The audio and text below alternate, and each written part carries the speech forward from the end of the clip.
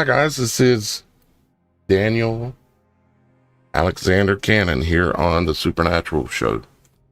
I shortened up the intro a little bit for you, so that way, well, it just wouldn't be so long. I don't need it to be as long anymore, so we're gonna kind of go with that. Today's topic, we are going to take a look at part of a video that is Santos Bonacci speaking about the ecology of creation, you might say. I will state up front here that I don't agree with everything Santos says, but neither would he agree with everything I say. That doesn't make us opponents. It makes us all the same, seeking the same truth. That's ultimately whatever the truth is. That's what we want. And we're not going to find it by not considering sometimes what other great thinkers consider. Okay. We're also going to take a look at part of what he's talking about, and we're going to look at the moon, and I'll probably talk a little bit about, and we're going to look at the moon closely, and we're going to look at a video of the created by DreamWorks Studios, okay? Their intro videos, okay, that they created, and they've got a number of them over the years where they've modified it and stuff. And we're going to look at the symbolism of what are they saying in the intro, because they're not saying it verbally, but they're saying it through symbolism. Ultimately, you'll have to choose what you think it's saying, but I'll give you my opinion as to what I see, because I do believe that when it comes to symbolism, no, I'm not the best in the world, but I can hold my own pretty well when it comes to understanding symbolism, and I learn more every day. So it's not like I know everything about it, but we're going to look, and I'm going to share that with you live here on the show today. Today we have kind of a small panel today, but we do have Miss Kim here with us, as you can see over my shoulder here, and she's on screen, her little icon, a little Southern Belle. She's helping out in the comments, making sure everybody's nice and all that kind of good stuff, and communicating, just talking with y'all guys. And we may have Shannon show up here in just a little bit. What's happening, Watchwoman of the Dragon? Good seeing you again. We've got Scott under the YouTube channel name of Remote Viewer 57, but Scott will tell you that he does not use remote viewing. I don't know how it worked out. He ended up with that name, but he does not recommend messing with that. What's happening, Lisa? Naughty? Something like that? Hey, Lisa. Good to see you here. Of course, good to see Carol back in the house again. JFK is in the house today. Of course, Mike Smith and Super Mike and Super Dave are in the house with us today. Always great to see you guys. Although I don't see Super Dave yet, but I bet he'll be here. But I do see Mike Smith here. What is happening, our Super Mike? Good to see you, brother. And we got Kelly Powell in the house here with us today. So great to have all you guys here with us. We are going to be looking at the symbolism and the, you might say, esoteric understandings of the ecology of our world, the ecology of the creation that our Father in Heaven created for us, that we exist in, trying to understand it more and more. I can't help it but keep coming back to this general area of subject, and I hope y'all guys enjoy it. Let's see. Yeah, thank you, JFK. Love the deep thought. Well, then you ought to like this. Remote viewer says he's Canadian. So remote, and I view a lot of the videos on that kind of remote viewer. There you go. That makes sense, Scott. Cool. Kelly Powell, St. Pete, Florida, in the house. representing for the tribe of Judah. Yep. Thank you very much for being here. Yeah, Mike, I'm doing pretty well. My leg seems to be healing slowly. I've been soaking it at nighttime. Really need to do it twice a day, probably, because I'm getting the best results from merging my entire leg. I bought a shorter, like, trash can, and I'm putting about half hot water and half cold water, and I'm getting pretty hot. And then I put a lot of salt in it, like Epsom salts, and soak it for about 30-45 minutes. And it seems to be giving me the best results with trying to get this thing turned around and head in the right way and direction, get it dried out. It seems to be working better. So thank you, Mike, for your concern. And but yeah, I'm doing well. Let's see. Well, why not get to it, shall we? All right, let's see here. Let's transition over here. Let me move these windows down. And let's understand, like I said, I can't say I agree or believe everything this man is saying in this video. I just find actually more of it, like, I really should probably start it like more over here somewheres, probably in this area somewheres, because I can see a lot of what he's saying and what he's explaining, okay? And but then in the beginning, it's anyways, you know, take what you will, leave it when it comes to, I can only approve what's coming out of my mouth, okay? So, but we're going to take a listen, and then we're going to come and watch this video, which is every DreamWorks intro. Pretty much all the intros for DreamWorks are in here, where they show, via symbolism, all of the intros for DreamWorks. And you say, well, why are you paying attention to a media company? Because they know things, and they like to put it in our face and not explain it. So I'm going to make an attempt at explaining it. I have talked about a little bit of this in the past when it comes to DreamWorks, but I think it's good to take another look, because you always kind of want to look back sometimes and see if you see things differently with the new knowledge that you've gained. So we're going to do that, okay? And of course, like I said, we're going to be taking a look at the moon, at a couple of somewhat higher resolution photos, okay? And then I've also got a number of other photos here that we're going to take a look at. Some other things I've got that I'm going to pull up here in just a little bit. So, but with that being said, let's take a look at this video in about 30 seconds here. I want to remind y'all guys, we are having a tinfoil hat contest, okay? We're just having fun is all we're doing. People like to make fun of us thinkers, us critical thinkers, and say we're tinfoil hat wearers. So we're going to have a contest, and we're going to make tinfoil hats, you might say, okay? And all the details are right on the website. Just go in there and click on that. And we do have a few prizes that we're actually going to give away. And not like it's about the prizes, but we do have a couple.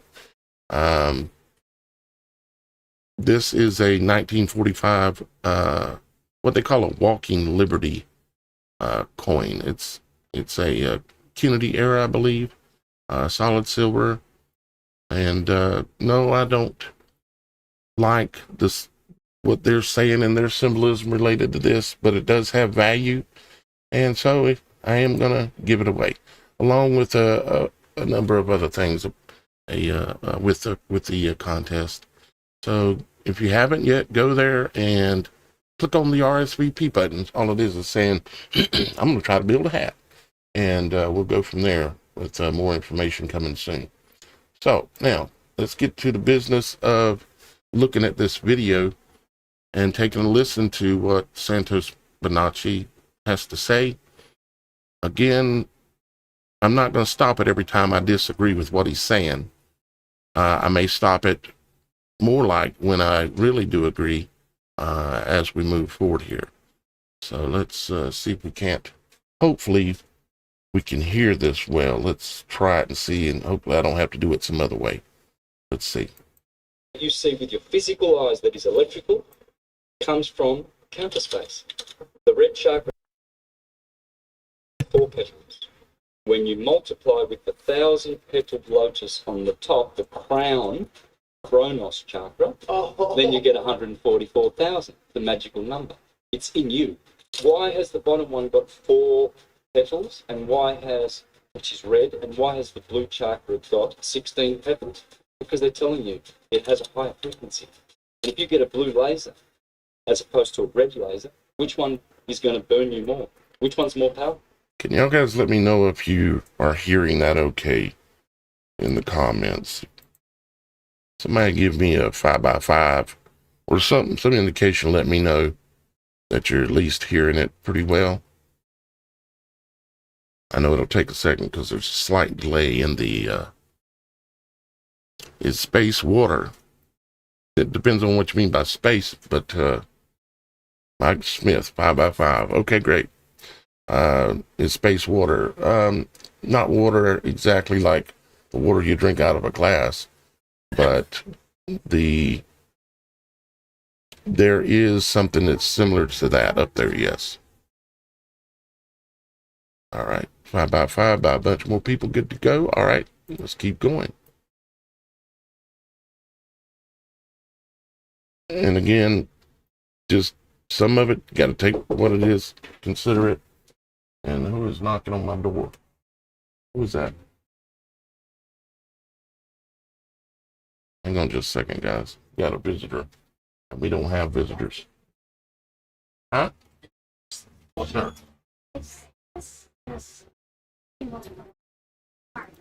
Give me just 1 second, guys. I apologize. I'll be back quick as I possibly can.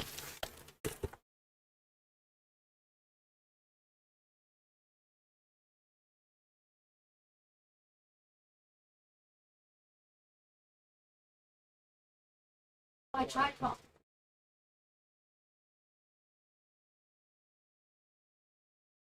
I mean, I don't know what the point is. You know, we know.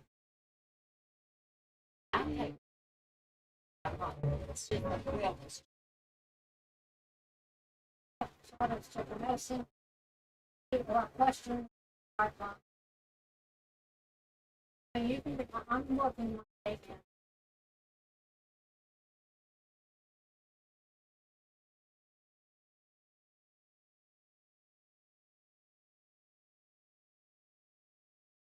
I am working this. I am working.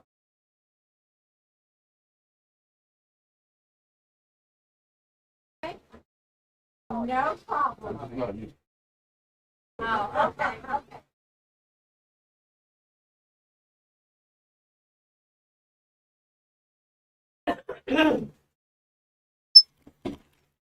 All right, I apologize, guys. I really do. Just someone shows up at your door and you ain't expect no one. And who it is at the door, I really don't like. And I've never met them before, but I know what they represent, and I don't like it. And no, it's probably not who you're thinking, but anyways, let's keep going, shall we? So here we go. Red or blue. Everything is atomic. The problem is most people don't know what an atom is. And when you learn and know what an atom is, it is a trinity, a neutron, a proton, and an electron. You will find that that trinity transfers into every other field of human knowledge. In religion, it's called the Father, the Son, and the Holy Spirit. In science, it's dielectricity, magnetism, and electricity, the three field modalities of the universe. Everything is magnetic. In fact, God is magnetism. Check this out. I'm going to show you how I afforded this card. Got a commercial. Lovely.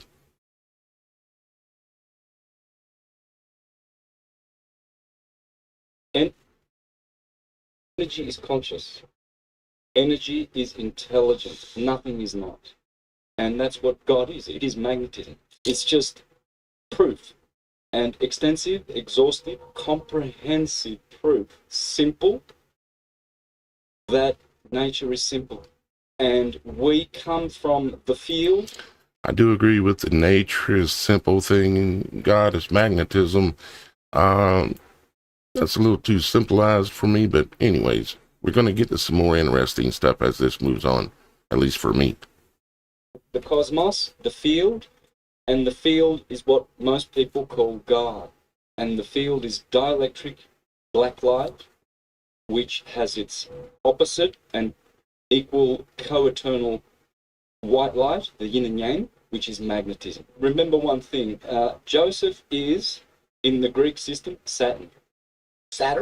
His son, Jesus, is Jupiter Zeus, Jesus. Thank you, Christians, for preserving the name of Zeus. Not so sure I agree with that all exactly either, but there's just certain things in this video that are the reason why I chose to even play it. So let's keep going.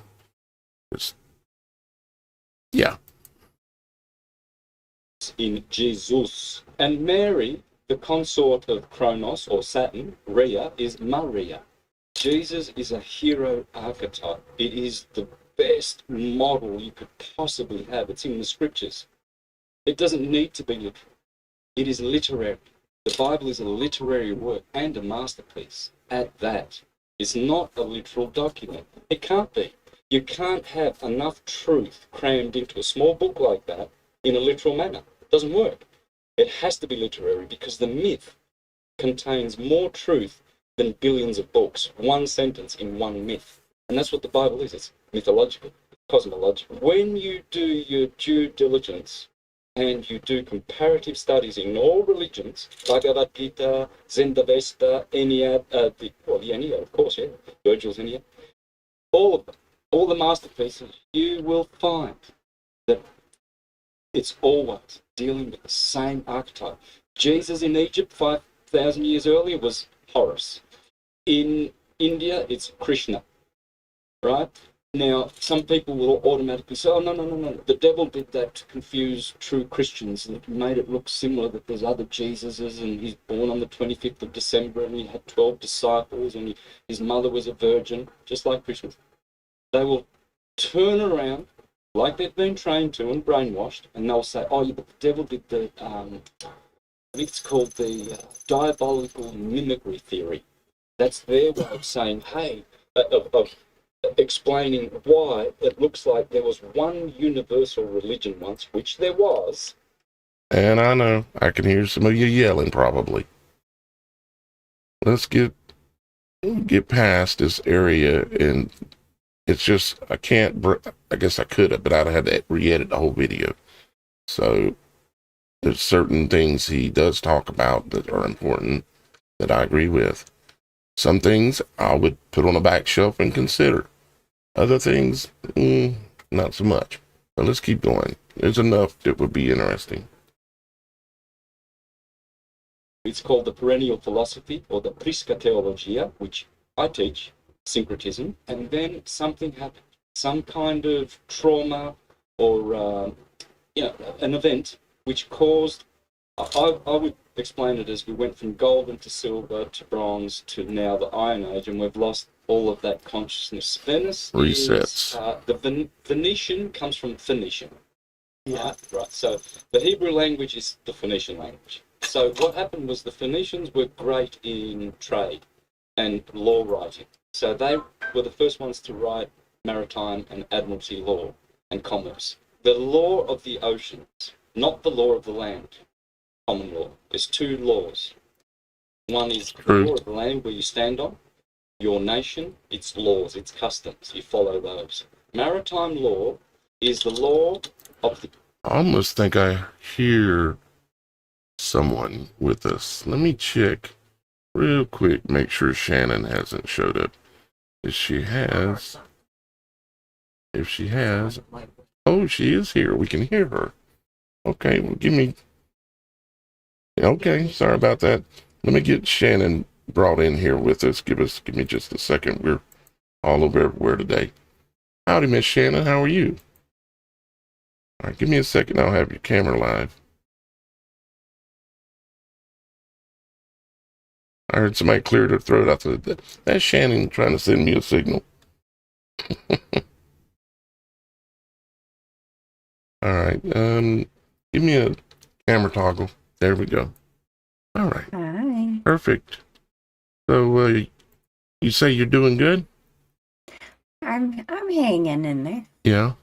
Okay. Mhm. I'm gonna turn your mic up a little bit. You don't need to do anything.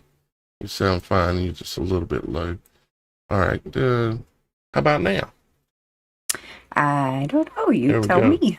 All right. Okay. Excellent. Okay. So what we're doing, Shannon, is we're looking at a video which I shared with you earlier. I don't know if you had a chance to watch it, but a video from Santos Bonacci, and we're about 5 minutes in, and there's things I don't agree with, there's things I do, and there's some things I will consider and put on the back shelf.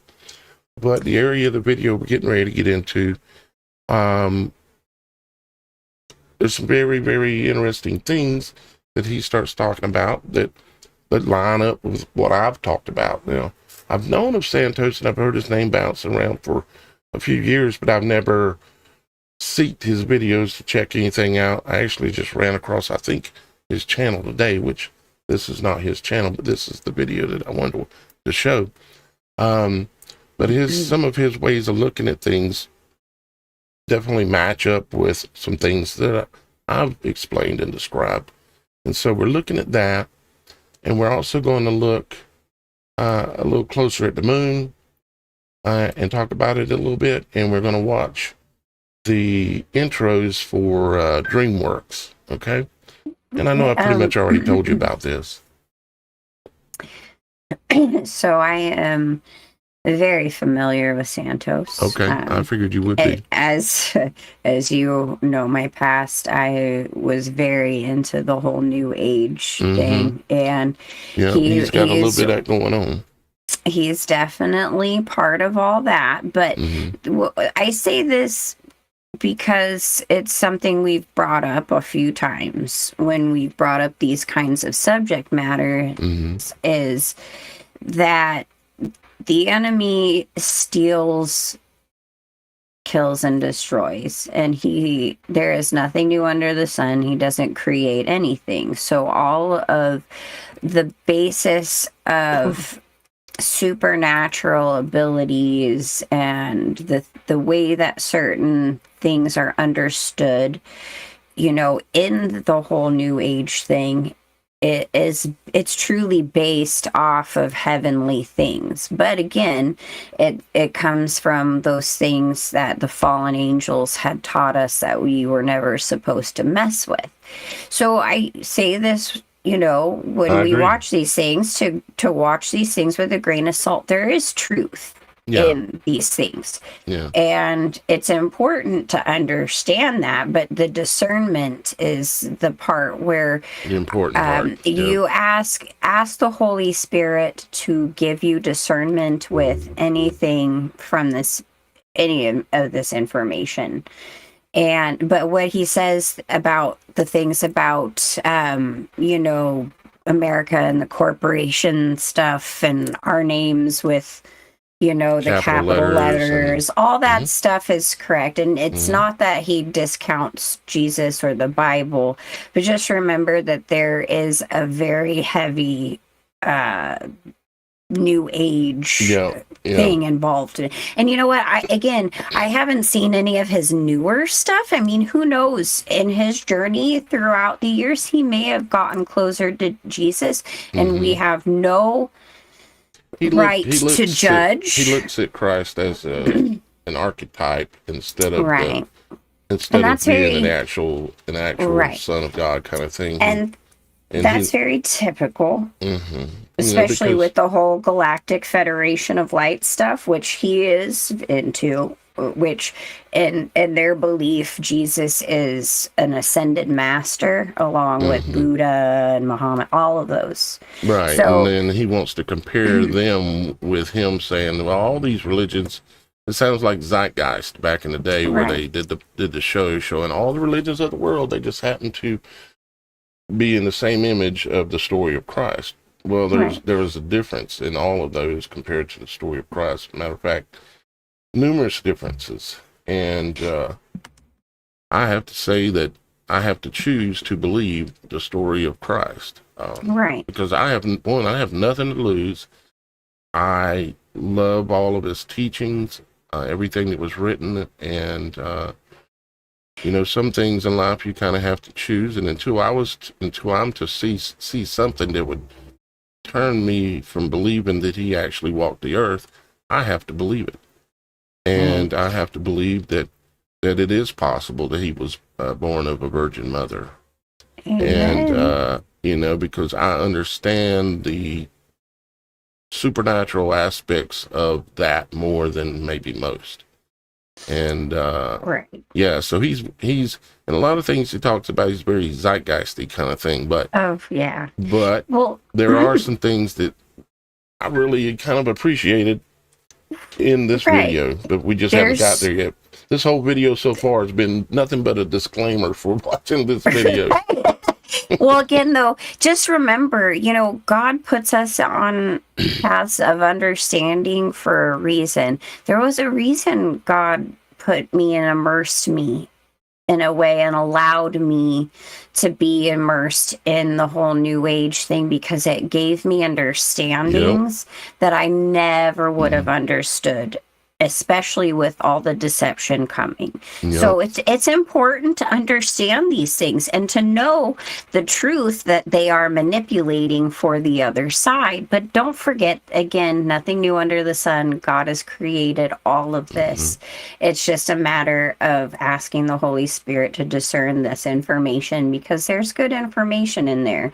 It's just a lot of also I away think from the other way. I think he's you always, the way I see it is, you always have to remain humble about the things that you're saying when you have a voice that reaches. And I don't see a lot of humble. I do see high intelligence, but I see the zeitgeisty kind of thing.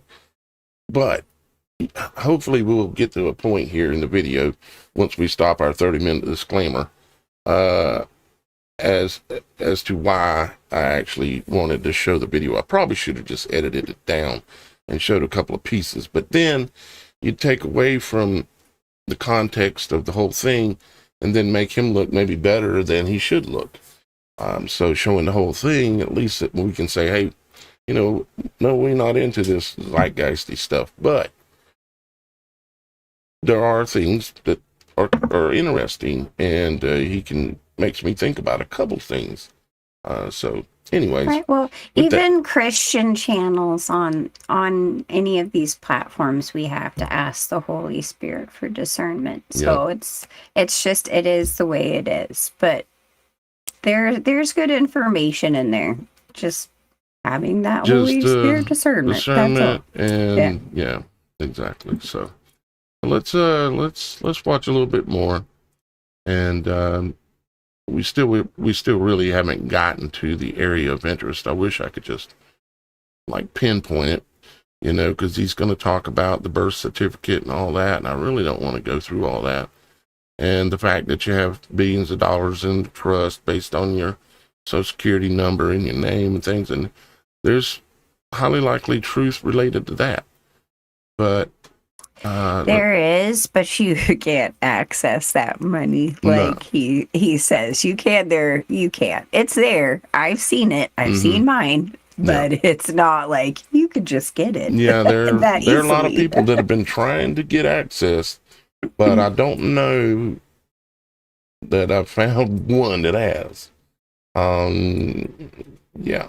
I mean, I literally, when it comes to these global trusts and everything that are based on your birth certificate and all these things, literally 12 years ago, 13 years ago, I was invited to sit on a council of people from all over the world. And they were specifically looking at this and they about all these trusts and getting them released and how to do this. And they were working on it and they were fighting it and they were trying to do this. And then they also had, it was the main, kind of like the main organization was actually out of Indonesia. And it was a guy named Mr. He had a couple names he went by, but we'll just call him Mr. Sino. And he was supposedly the key holder for a place that was underground that it was like the story of the cave with the dragon in it and the genie and the dragon's guarding all the gold. And I mean, I've been all way down that rabbit hole looking at all this, so I definitely get it. But anyways, we spent enough time talking about that. Let's hope we get to a point that is more of what I wanted to show.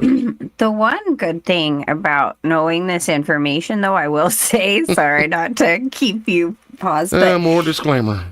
no, it's not. This is important for everyone to try and look up, just so you do understand that, the system we are in. And if you think that we're kind of talking out of our booties a little when it comes to this being real, it is real. And I personally have screenshots of all of the transactions that have been made with me as a commodity since I was born.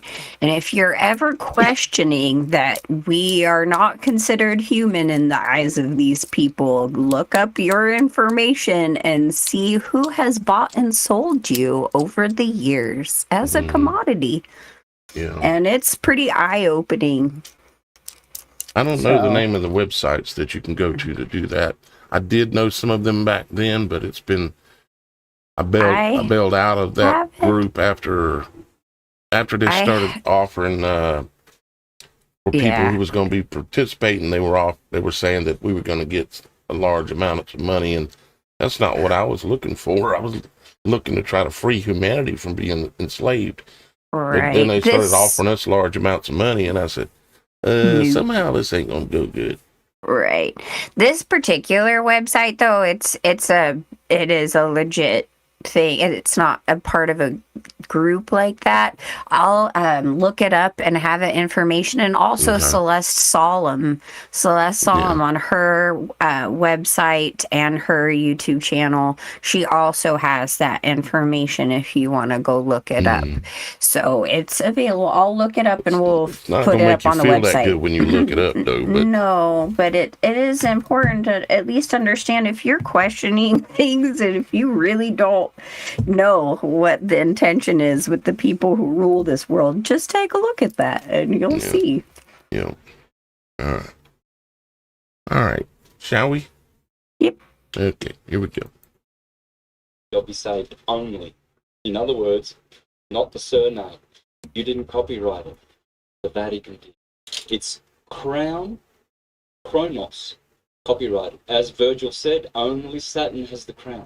In the world, in our cosmos, there are 7 planets. It is interesting how Saturn does have like a corona, a crown. Mm-hmm. And that is very interesting. And he goes on ultimately to explain some things about some of the planets more towards the end of this, because the way he first started out explaining it, I was like, But then he clarifies himself a little later and kind of redeems himself a little bit.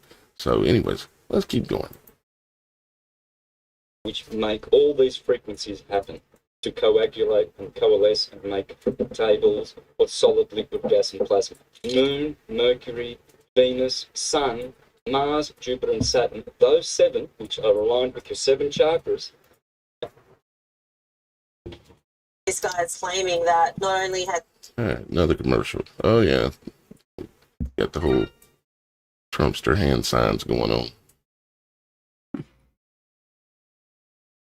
right, let's keep going. You have a body, a subtle body, because you have 7 chakras. They are discs. Chakra means disc in Sanskrit. Isn't that Buddhism is what the chakra system is based off of? Also Hinduism, Hinduism, and yeah. other things as well, but Buddhism as well. And there definitely is energetic bodies and systems within the body, and so there is some truth to some of what he's saying. But Right. for me, I can't. Go ahead. What a lot of these people are explaining, and what he's going to explain to you right now, is how you open up these chakras and how you allow the Kundalini spirit to enter into those, and that's where you're getting into the serpent stuff. That's literally and what they're talking about, is serpent energy. Yeah.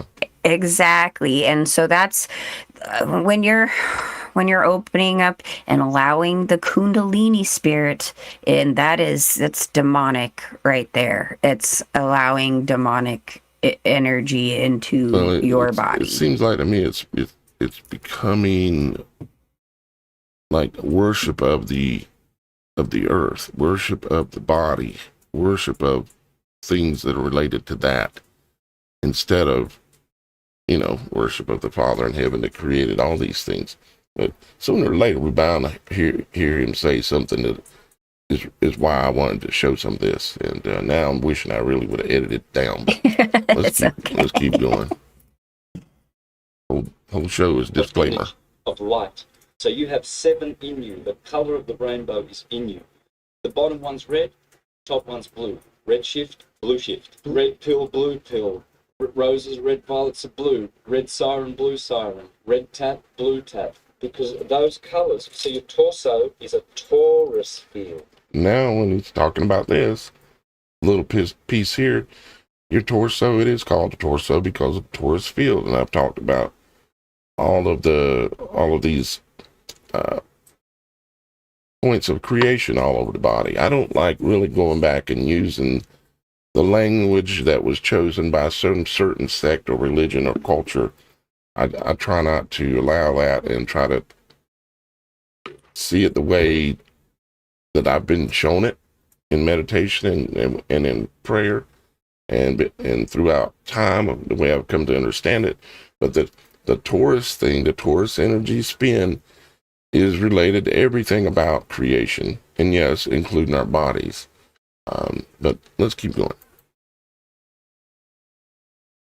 You have an aura going around. It goes in your fontanelle and out your perineum at the redshift.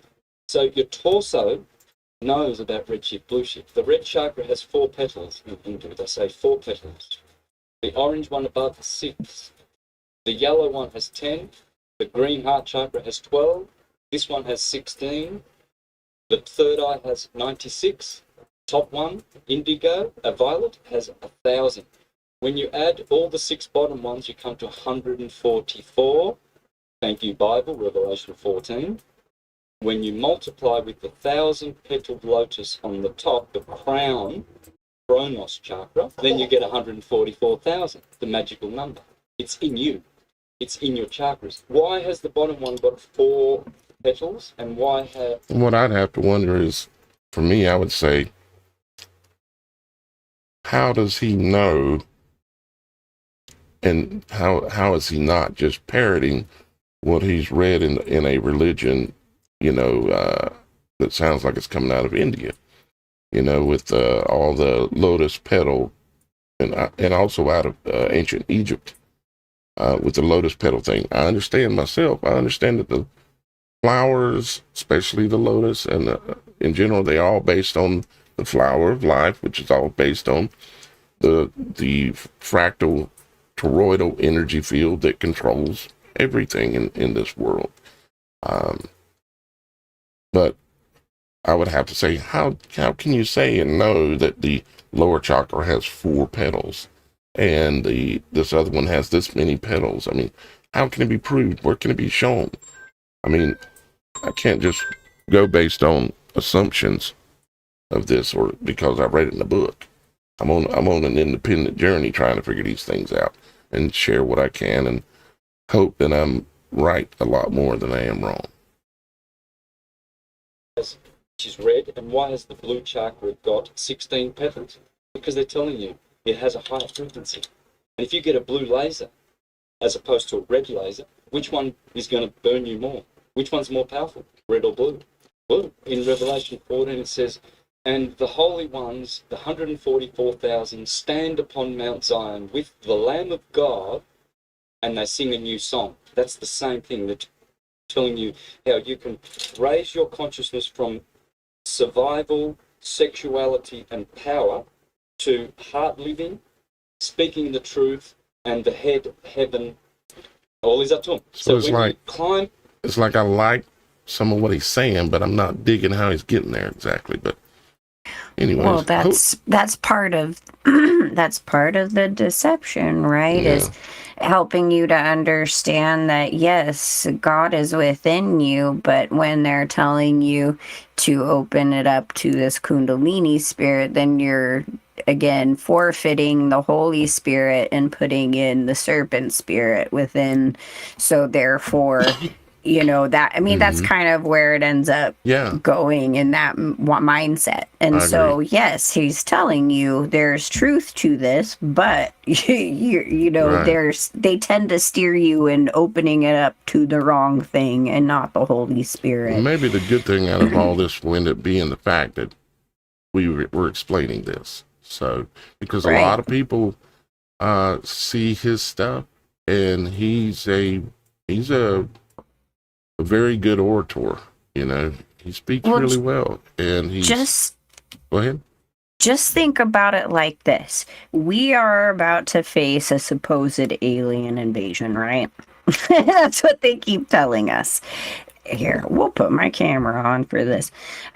So they are priming you to allow this whole Prometheus thing, this whole idea of the Ascended Masters, this Galactic Federation of Light is the true, you know, way that we were created. It gets you to question the Creator God as we know from the Bible, but trying to integrate the biblical things within it, so you are deceived in believing this fake alien invasion stuff that's going to come into our world and make everyone question what reality is.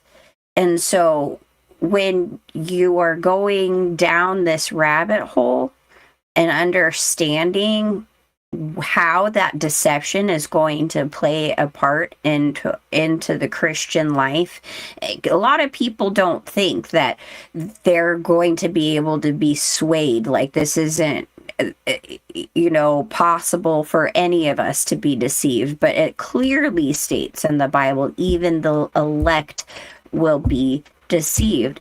And this is how they're doing it, by trying to marry in truth and biblical things, but twist it around to make you believe in their gods, in their system, and just not in what the truth of the Bible is, by using that truth and manipulating it.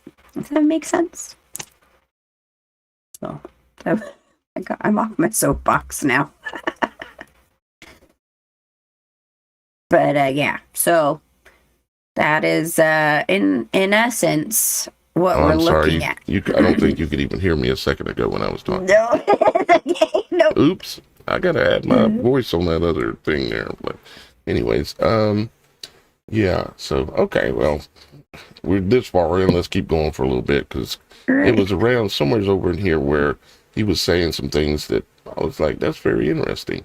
And he does go on to clarify his position when it comes to, and I guess you watched it. So he goes on to clarify his position on some of the cosmology of the world, because right at this point, it sounds like he thinks that the description of the universe and the world is like what NASA basically is described, and a little bit of what he's maybe even talks about here in a minute makes it sound like that. But then he says a few interesting things. We'll give him credit for what he says that we can deal with, but what we can't, Yeah. toss it out. Through those chakras, when you raise your energy level, the capacitance of each chakra is more, like your lasers, is... Hey guys, Dave Ramsey here. You might be asking, do I have... No, I'm not asking that. So your spirituality is higher, right? And so what happens is the mountain that the 144,000 are standing on, All right, let's come on out now. there, it's called Meridunda. Your spinal column is called Meridunda. It's a mountain. And on top of the mountain is the Lamb of God, Aries, my sign. Aries is the cerebrum, the cerebram, the Ram of God. So the Lamb of God is standing upon Mount Zion, your vertebrae, with the 144,000 singing a new song. Why is it a new song? Because your consciousness is different there. Your full magic, magnetic power. We're just... I'm skipping forward because I'm trying to find what I'd seen earlier that I really It will liked. tell you that Saturn is a gas giant. And then you go to Jupiter, it tells you that Jupiter is a gas giant. Yeah. Then you ask what the sun is, they say it's hydrogen and helium. Well, that's gas. Why is Venus or Mars or the moon where they landed, why is it an exception? You can see with your own eyes that it's a lie. Ptolemy, for thousands of years before the Jesuit Copernicus turned up and made a spinning ball, was saying all of the 7 planets are entirely luminous. They are portals. They are holes in the sky. The great Italian genius Pierluigi Gina, who was a colleague of Marconi, the inventor of the radio, thank you very much, these two geniuses, he studied the sun and energy. He's a stationary earther. He's insisted, up until the day he died, 2004, you see him on YouTube, a little Italian man saying, La terra è ferma. He says, me and Marconi discovered that the earth is stationary. It doesn't move. And then he takes you into his laboratory and shows you with strobe lights how you can prove quite easily that the earth does not move. He said the stars are holes in the sky. At least we're getting to something that I agree with. Even the Bible says the earth is stationary. It does not move. Right. So that got me thinking. The Greeks said that the stars are like nailed onto the firmament. The Babylonians says that the stars are glued onto like an aerogel sort of floating in space, chandelier type thing where all the stars and the 7 planets are going around on the ecliptic. And they said that it's like a chandelier and they're pinned to it. They're holes in the sky. They are holy holes. Look at the word holy. You can be a hole or you can be whole. That's what holy means, to be whole, to be sane. Sano, in Latin, means to be whole. Insane means to be not whole. You're not whole. So someone you say, oh, he's insane, means he's not complete. See, we come from the stars, right? We're all stars, right? Young children we call youngsters. Our sisters we call spinsters. Good people we call masters. Bad people we call fraudsters, gangsters, and mobsters. Cool people in Hollywood we call rock stars, movie stars, superstars. Stars. Imposters, disasters, but we're all stars. Where do we come from? Our ancestors. Well, a star is a star. So we know we come from, and we're stardust, and we're going back to the stars, but they are lights in the firmament, and they are actually holes, which are portals, wormholes. See, the sun is the main wood.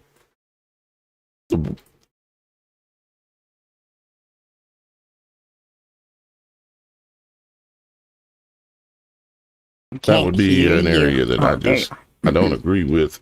There's certain parts of what he's saying it's like he's got a really good way of speaking some truth, like talking about that the earth is stationary. But then to say that the stars are holes, they're portals, it's like some kind of a twist on the truth. It's the stars. Y'all guys already know my opinion. that the stars are angels, but they exist at nodal points that exist inside of a spinning toroidal field, an energy field, magnetic field. You know, the matter of fact, it's even more complicated than even that. But from our perspective, you know, when we look up at the heavens, I believe we are looking at angels. The Bible says that the stars are angels. Multiple places in the Bible, it makes it real profoundly clear that the stars are angels. Now, why they didn't go ahead and just keep calling it angels instead of just stars, I don't know. I didn't write it. I would have been a little bit more consistent. Maybe there was a reason. I don't know. But for me, to call each star a portal, I can't go with that one. So anyways, unless you got something to say, we'll keep going. I'll save it. Okay. All right. Early Christians, the true ones, the Gnostics, before the Roman story, they were called Heliognostics. A Heliognostic, Helios is the sun, right? Early Christians were called Heliognostics because they knew, like the Egyptians who would wake up watching the sun and putting their palms up to the sun in the morning and sun gazing barefoot like this with their palms. Palm is an anagram for lamp. Try putting your palms up to the sun and you will feel what's going on. The sun is the primary intellect of the universe. It is the primary vital source of every atom that exists. Without the sun, no atom would dance anywhere in the universe, in this solar system. Once you make a loop with the sun, because it's a conscious being, it's Michael the Archangel, it's God. The sun is God. It is our magnetic God. What they want can you we to pause? believe is that everything comes from Oh, please, can we pause? Yeah, go ahead, That. Oh my gosh. Okay, the sun is I'm God. sorry. Well, everything is kind of God. All things were created by him, for him. Go ahead, Shannon. It clearly states in Genesis that God created the sun and the moon as signs and all of these things. They are, of course, in a sense, a being and their own light source, but they are absolutely not the God. embodiment of God. Yeah. Absolutely not God. And here's, again, this is where we say, have that discernment of the Holy Spirit. And again, this is this is a good thing. You played all of this through because this is a really important discussion, especially right now with the rise of paganism really taking hold. You know, the whole Hellenistic stuff, all those things are starting to become very big again.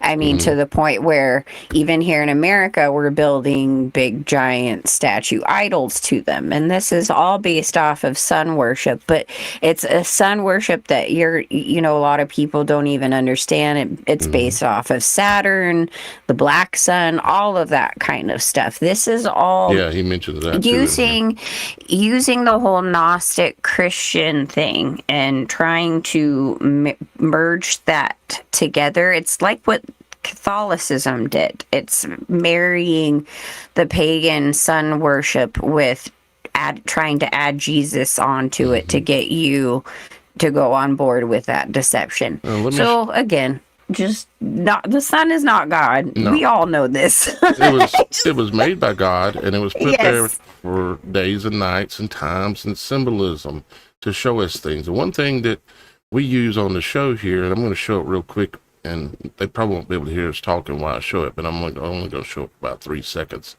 and then I'll bring us right back. So I'm just going to show an image here.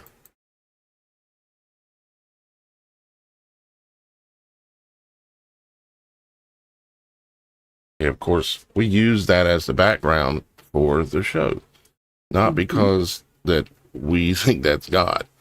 It's because of the importance of what it is showing. The fact that the sun in certain conditions you can see they call it a full solar halo, which is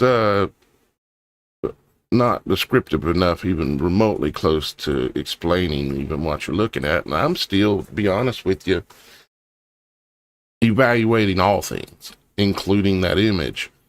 But you can't deny that you have an eye on your face, and well, actually you have two, and you got two luminaries in the sky, and both of them, under the right conditions, produce what looks like an eye. And no, it doesn't necessarily mean that that's the eye of God, or that we live on the eye of God, because we have no way of knowing this. But what it does mean for sure is that it is telling us something. It is symbolism that is telling us something. And what is it that it's telling us? Well, it's up for debate. I could give a few possible examples, but I can't even say for sure that I'm right. I think that it's telling us something about where we live.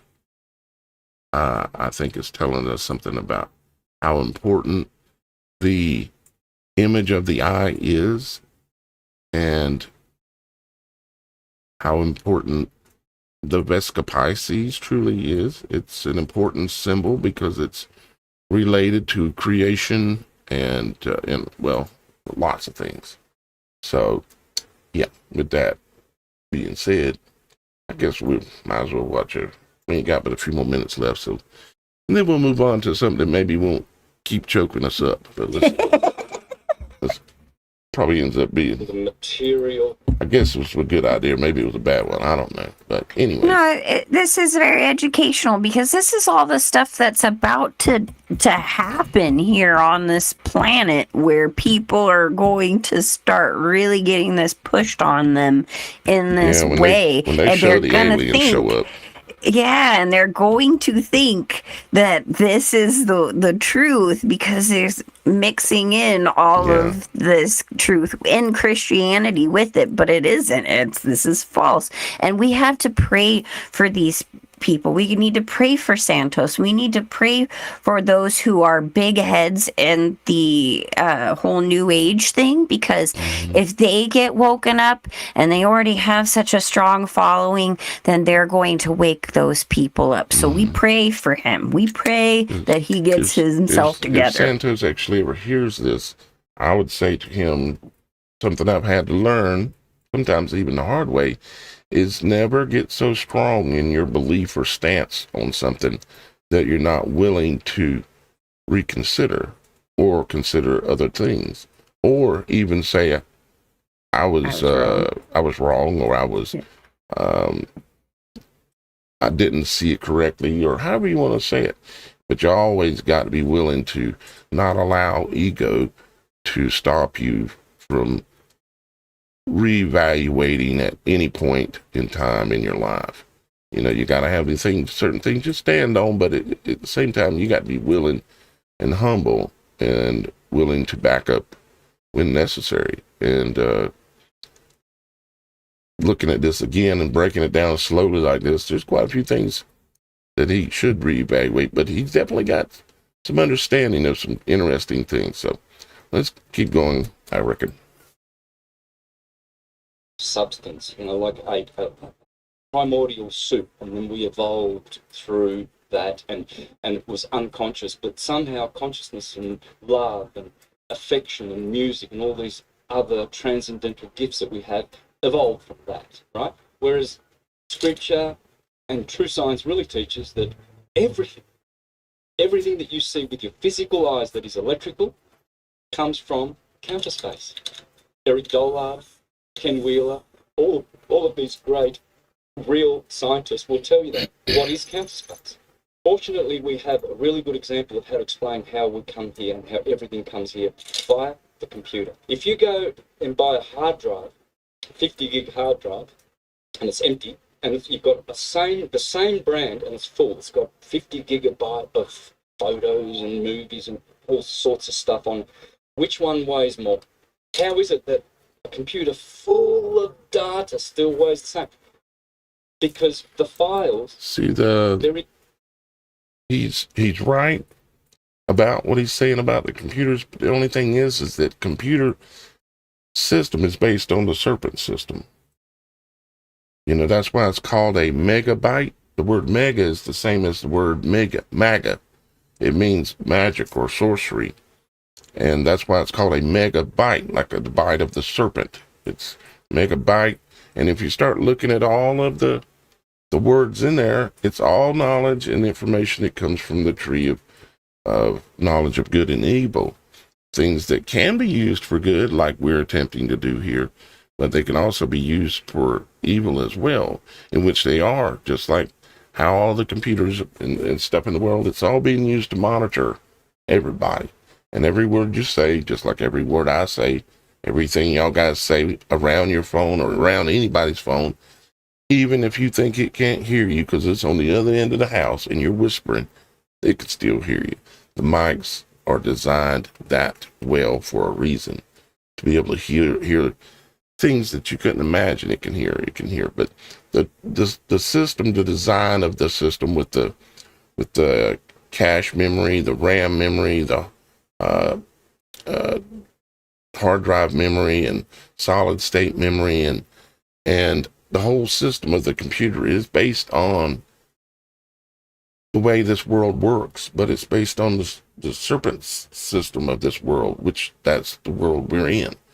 The God of this world is basically Satan. Now, he is not the ultimate God, but he's the God where these guys get their money, their power, and that's who they worship, whether they realize it or not, that they are. In counter space, they're not spatial, they're zeros and ones. Counter space is not visible to us, but it is where everything comes from. And atoms, redshift, blue shift, are what brings them out into the material world by means of a vibration, a toroidal field. There is a red and blue yin and yang, which is always a subset to the black and white yin and yang. And the red and blue yin and yang is on the Korean flag. The South Korean flag has the red and blue yin and yang.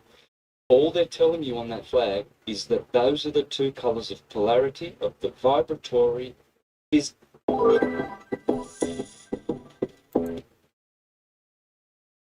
It's another commercial. And there is truth in some of what he's saying, but it's so hard to separate Radiation it. world is not physical. Magnetism, which is 10 billion times more powerful than electricity, is spiritual. Thank you, John Nowelski. Electricity is physical. Your spirit and soul, magnetic. Earth is an anagram for theatre. Shakespeare, thank you. Earth is a stage, it's a theatre. And it's projected from the sun. The sun is the projector, the screen, the theatre is the earth. So we are being projected onto this theatre by our Father right in heaven, the Son of God. Thank you, Jordan Maxwell, as well. Son, S-O-N. Yeah, quoting Jordan Maxwell doesn't impress me at all. Oh, no, and the sun is not projecting this world. The sun is in our... The sun is in part of our thing. And he actually kind of goes on this... He really kind of contradicts himself here in just a moment. Yeah. Anyways, let's just try to finish this before I get sick. And S-U-N are the same word. That's why Jesus says, no one goes to the Father except through me. You cannot go to counter space except through the wormhole portal gate of heaven, which is the Son and Saviour. The Son is our Saviour. There's three sons, by the way. Spirit, soul, and body. I can't.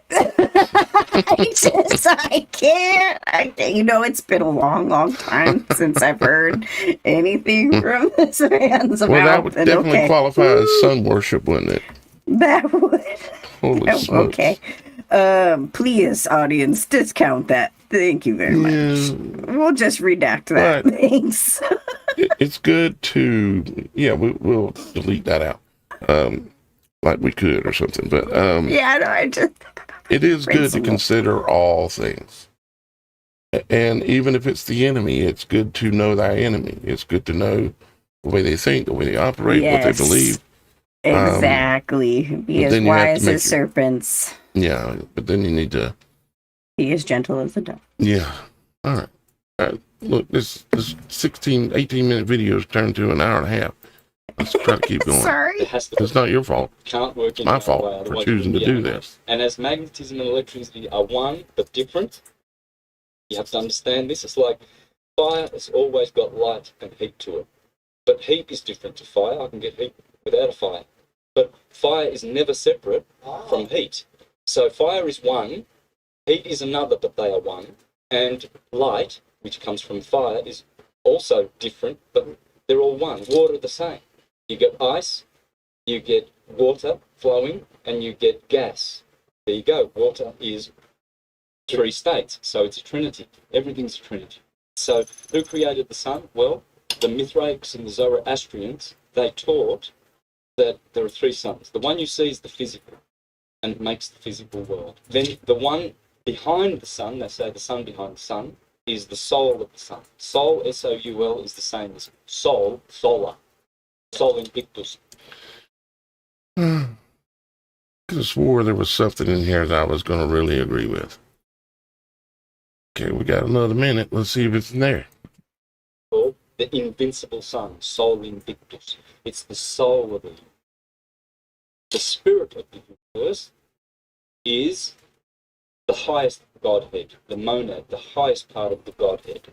Okay? So, like a computer, the spirit is the file, because it is spiritual. You can't touch it. You can't touch those zeros and ones. They're in counter space. They're in crystals. They're energy. They're not even forms. They're just energy. And yet, RAM in the computer delivers it to your screen. So RAM, which in Sanskrit coincidentally means soul, Rama, Sri Rama, the god of the Hebrews, that's your RAM in your computer. The theatre is the screen. That's your physical body. Right? So the computer's teaching you how everything works. You know, that is weird because I was waiting on it to talk about some specific things that are not in this video. Did I see that somewhere else and think it was in here? I don't know. Anyways, might have tortured somebody now for the last hour. That's I apologize okay. You know, for that. everything happens for a reason. And again, you know, it's a good subject matter to bring up right now because we're about to see this take heed in the world on a huge, grand level. Very, very deceptive the way everything gets brought out. And, you know, there is an uptick in people really getting into things like ayahuasca or, you know, things along those lines, trying to get them to connect with spiritually and, you know, all of this stuff. And it kind of falls in line with this because you're going to see more and more within the pharmaceutical world things that are going to connect you in that way, in that realm. So, you know, just be careful. I mean, here's a good example. I know this sounds crazy what I just said, but okay, even when Maybe it comes, we should change the name from the supernatural to the crazy channel or something. Channel. Well, okay, so over like a prescription for allergy medication. There is one specific one out there that they tried to shove on me, and you look in through all of the possible side effects, and I mean, we're talking 3 pages in bold writing of the same warnings. It tells you it can cause you to hallucinate permanently. Okay, this is an allergy medication.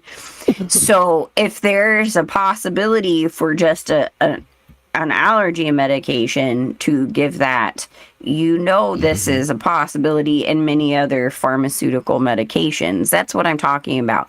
We're gonna see more. I mean, things like microdosing is becoming so important in the medical industry now. What they're saying for PTSD and all of these things, they're trying to use these to quote unquote help you and connect you with the root of the problem and blah blah blah. It's going to solve all your problems, guys. Just, do a couple tabs, you'll be fine. Right? And it's that this whole movement is bringing you into realms that you got to be very careful of, even in your everyday pharmaceutical medications. The information that they're going to use, like this is exactly the stuff they're going to say to you when these supposed aliens come and show up with the whole Galactic Federation of Light. And I just cannot stress this enough, that it is extremely deceptive. They make you feel like $1 million. The false love and light that they project feels good. It feels good. And that's the deceptive part. So just know that just because something feels good and it's down the rabbit holes that you've been on, and all these things seem to fall in line, just again ask that Holy Spirit to come into you and discern and let you know what the truth is and what these people are saying, because this is the basis of what the new world, I won't say the last word, is going to be. You'd be surprised how good you can get answered when you pray about things, that it will come to you and it will be shown to you and explained to you when you pray. If you don't spend much time praying, I would advise you to do so. And don't do it out in public, and unless there's a really good reason. You do it, it's a private conversation. You go sit down with your father in a private place and have that conversation. All right, so let's see if we can't get on to the next little level of conversation here. This is an image of the moon. Okay, of course. This is what we normally see when we look in the heavens at nighttime. Like the other night, I don't know if anybody noticed, but not last night, but night before last, it was a full moon.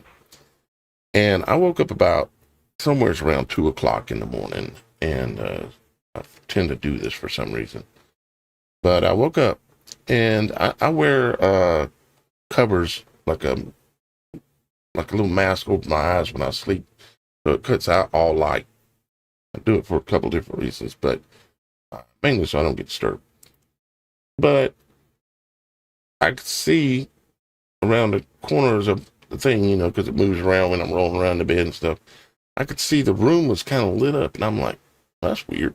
Is it morning time? So I lifted it up and peeked out, and I'm like, and then I looked at the clock because I could see it from my bed, and I'm like, how is it this bright, like it's daylight outside, and it's 2 or whatever it was in the morning? And I closed the cover back down, and I was like, wait a minute, I got to look outside. So I get up and I go peek out the curtain, and it's like daylight outside. And I'm like, not like middle of the day, bright, clear, but it was like daylight outside. And I was like, okay, it must be a full moon. So I sit back down in bed, and I got ready to lay down again. And I'm like, wait a minute, something's not normal. So I got up and went out on the front porch. And you could see like in the daytime when the sun shines, you have the shadows where the sun's not shining, you have the light lines and everything, with the shadows over here and over there. Maybe it's just me. Maybe I'm just trippy. But it was, I'm 56, and I ain't never seen it that bright at nighttime before.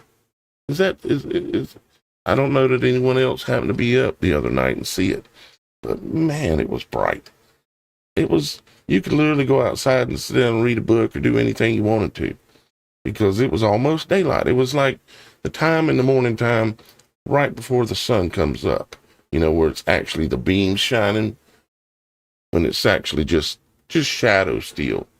But the sun's up, but you just can't see a direct line of it, and it's not shining directly on the trees. It's like everything's still in that shadow, but it's very bright outside. It was literally like that. You didn't happen to get up the other night, in the middle of the night, did you, Shannon? And see the full moon? Shannon? Shannon? Did I lose Shannon? I was having some audio issues. Sorry, got it. Got it fixed? Okay. Okay. Yeah. I was fixing to check on you. I get it up. Did you Man, have to get up the other night? I'm usually not asleep till like 3 in the morning anyways, no matter Okay. what. So yes, I've been up and I've seen a lot of weird things. Although I have some video. Of course, I'm waiting for my husband to airdrop it to me because I had to use his camera. But on September 4th, we were out in Laguna. I was driving back and I saw the weirdest thing I think I've ever seen, like off in the distance in the hills on the way home before I got onto the 91 going east. You could see this orange flash of light, but it wasn't like it was a lightning strike necessarily, but it looked like a plasma kind of a thing. And it was very misty and foggy. So I could see it in the basin of the hills as we were driving, and it caught my attention. And then it happened again. So that caught my attention. And then the next thing I saw, it is so hard to describe. It looked like a spirit being, but it was like fiery and plasma-y and transparent. And it just shot up and had this trail of light that followed it and just disappeared. And then seconds later, you could see all within the basin of those hills, the orange plasma kind of go off again in the mist, and it just lit up the entirety of the basin of those mountains, and it was just the craziest thing. Did you see the light source at all, or was it like just no, and there were 3 planes right up above it, like 3 planes, all in like a triangle formation up above it, but there was no. There was nothing that could just cause that within the basin of these hills. It wasn't fireworks. It wasn't anything I've ever seen. And then we get home, and hours later, it's like 1:30ish in the morning. I see a big giant plasma orb just shooting off colors, and it was like massively huge off over by the hills. And I make Andy come and look at it, and of course he's Mr. Debunk everything. Oh, there's some rational explanation. And I'm like, I am literally looking out this window between this time and this time every night, and I've never seen anything like that. So I recorded it the best I could at the time, and I've got that footage once my husband gets it to me. But it was a very weird night because I'd never seen so many anomalies that were so weird all at once. But you didn't see the moon 2 nights ago. No. Well, 2 nights ago, I mean, I did, but it wasn't.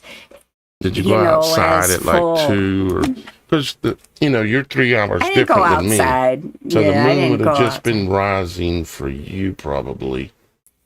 Yeah, I didn't see. But for me, it was directly up above, and it's just, it was just, I'd never seen it that bright in the middle of the night before. It was just strange. I don't know if y'all guys seen that. Make a comment or something. Let me know that you've seen how bright it was, or maybe you say you've seen it and it was just normal. But for me, I never.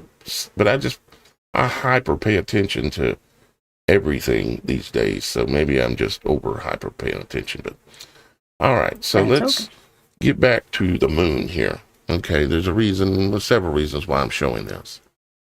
This is what we generally see when we look up into the heavens, and we see what looks like what looks like a ball, of course, and we know that it rolls, as as it goes, but it never turns. It always just rolls. Never shows the other side. And I could probably explain why I think that is. But yeah, it rolls like this, but never shows the other side.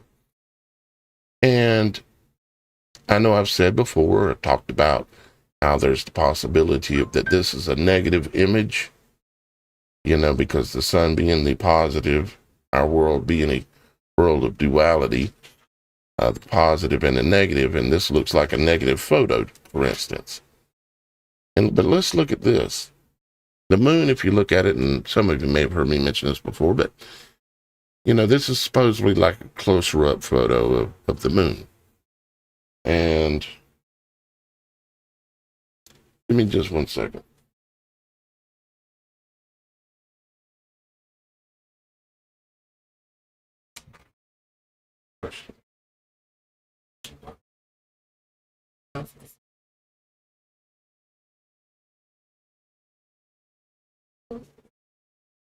Okay, sorry guys, just got a little distraction there for a second. So if you look here, now what they've told us is that there are, rocks and asteroids and comets and all these things that are flying through the heavens, and they slam into the moon. Okay, now I'm sure Shannon's heard me say this before, but if you look at this entire image, for instance, or if we zoom in, where's the impact crater that comes from an angle? Okay? Because all the asteroids and all the comets and all the rocks and all this that made these craters didn't come from the Earth, right? Why are they all a circle? Like they were all hit from straight on. Where are the glance marks? Where are like if you take a rock and you throw it on the ground, it ain't going to leave a perfect circle unless you throw it straight down and hit dirt so it distributes evenly. Why? Now, I'm not saying that I'm going to tell you why or I have the answer exactly. What I'm saying is that these can't be impact marks because there are no glances. They're all round.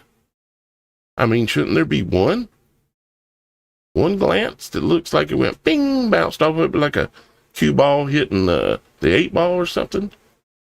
But no, they all look straight on. So what that means, it means the moon is not what we've been told. If it were, we would have it would look like spaghetti on here. We'd have glances from every different direction, but we don't. It means these craters are not what they appear to be. They're not craters as in something hit it and created it. Now, can I say I know exactly what they are? No, I can't. I can't. But I know the moon is not what we think. And that kind of brings me to, let me see here.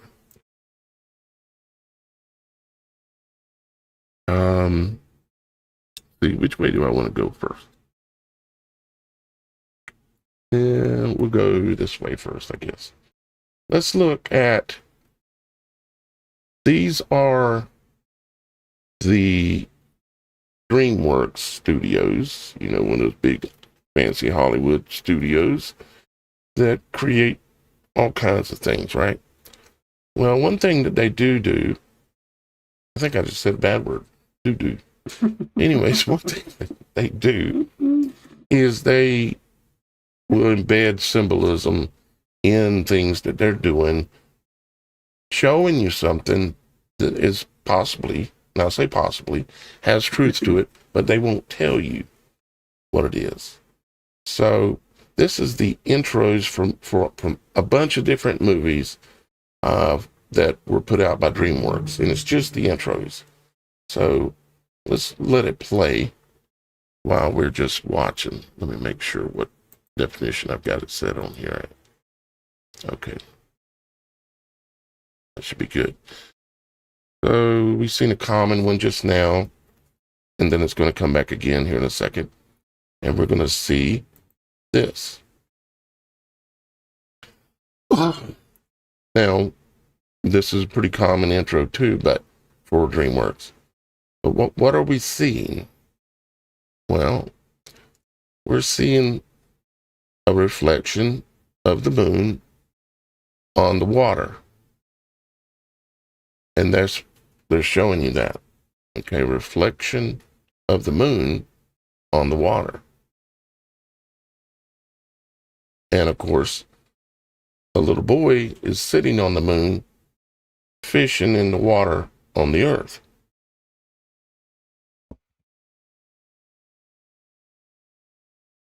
Okay, so here he is.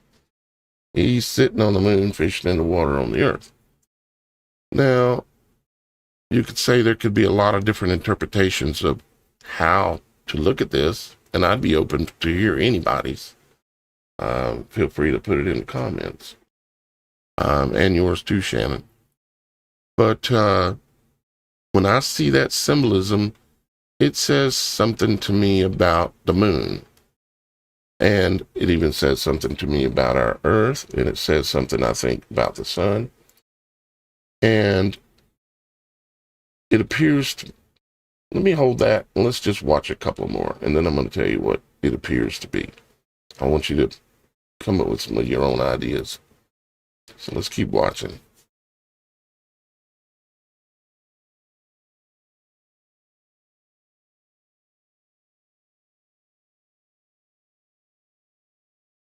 There comes another one.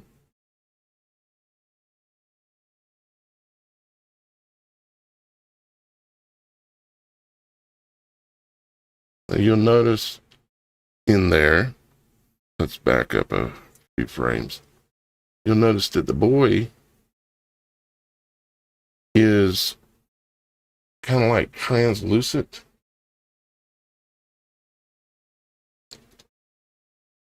He's in a negative image, is what I'm saying.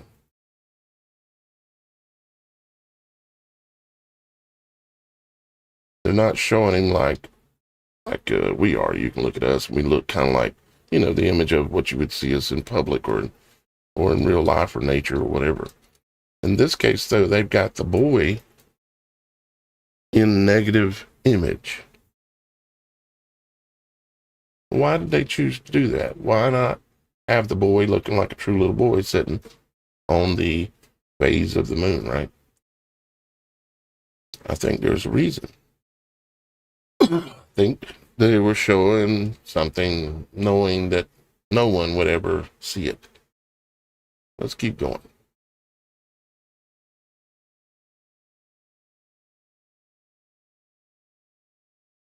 When I say negative image, think about photographs back in the day when they were doing photography. So he's in a negative image. He looks like the moon, that looks like it's a negative image.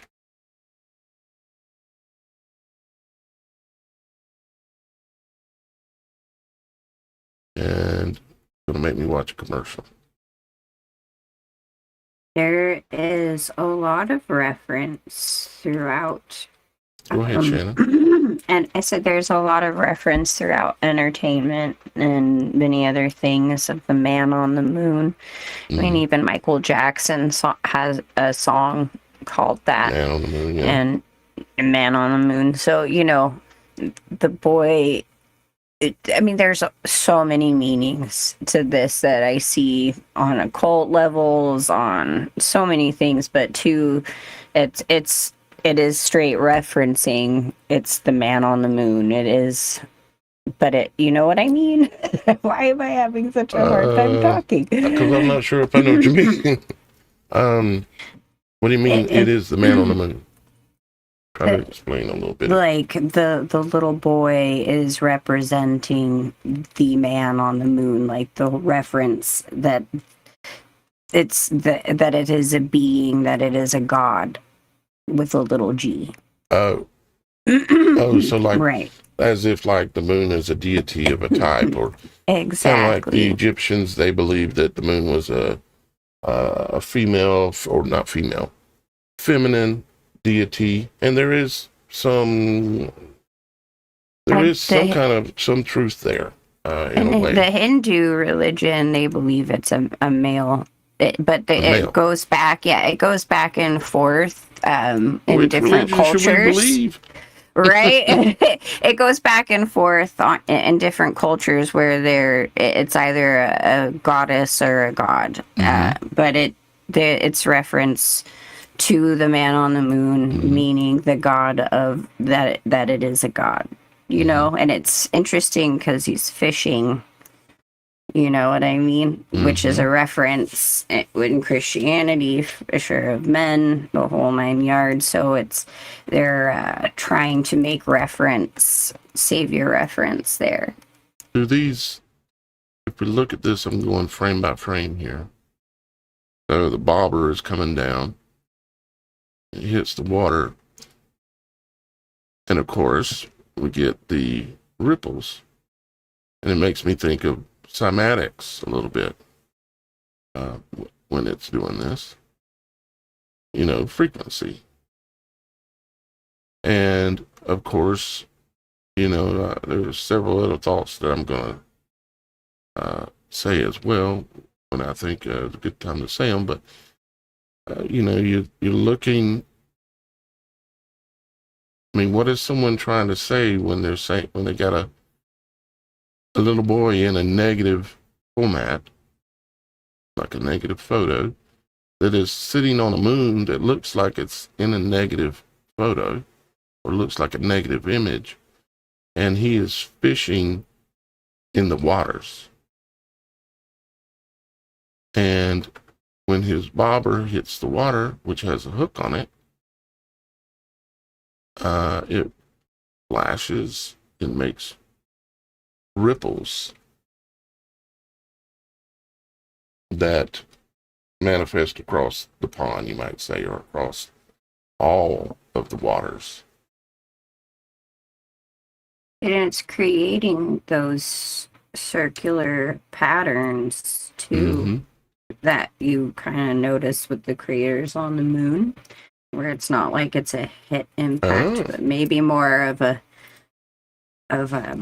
ripple effect that has been caused from frequency or something along those lines. I mean, they do say it sounds like a bell. Just a thought. So let me get our moon image again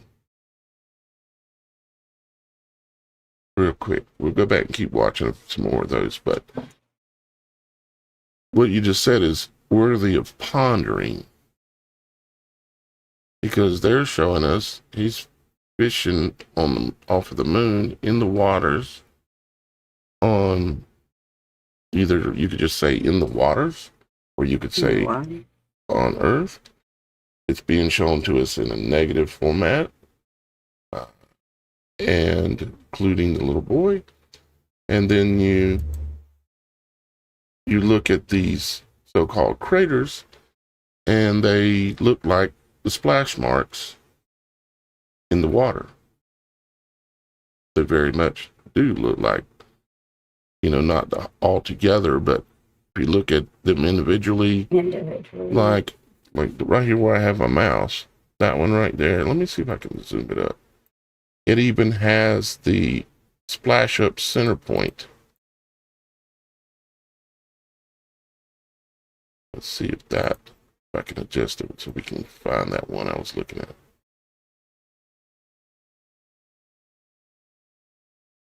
Let me move it over. Or maybe even some kind of bubble that popped that created that something. It's like... Okay, so see this one like here, and this one right here? You could say, well, it's got a little splash up center point, like a little mountain in the middle. See it here? And it shows up in this one here, that one, that one, that one, that one, the one down here, and over here, and a bunch of others, right? So that little splash up center point looks like a little bit of a mountain shows up. And it looks like when something has hit water and created a ring of a splash ring, and then you have that little thing that the water that pops back up in the middle. It looks kind of like that, but you'd say, well, that's reconfirming that it's soil and something hit it and caused it to create the ring and it bounced back up. But that works, except for the fact that the asteroids don't come all from the same direction, which is of the direction coming from the Earth, because or the general direction of just they're coming straight on. All these asteroids, supposedly, and it's interesting they used the word asteroids to describe these things, right? There's always hidden secrets in what they're talking about. They call the moon, and then you got asteroids hitting it. Really? I mean, so that's interesting. Your thought there. I'm gonna have to put that on the front shelf here and it's ponder that a little bit. If everything happens to be with frequency, I mean, it could even be how it was made and solidified as it was. I mean, who knows? It's just that's what it looks like. And you can see as the rings come out in the water how they overlap on each other, and some of them, some of the quote unquote craters on the moon look like that. It just reminded me of that question that you posed. Does this really look like asteroid craters? Right. Yeah, it's, for me anyways, it's clear it's not what they're saying, so it means it's something else.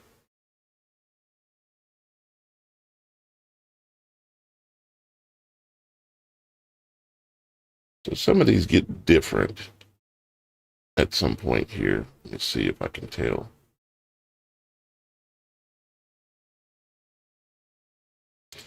There's some coming up here in a minute that start showing some balloons. There we go.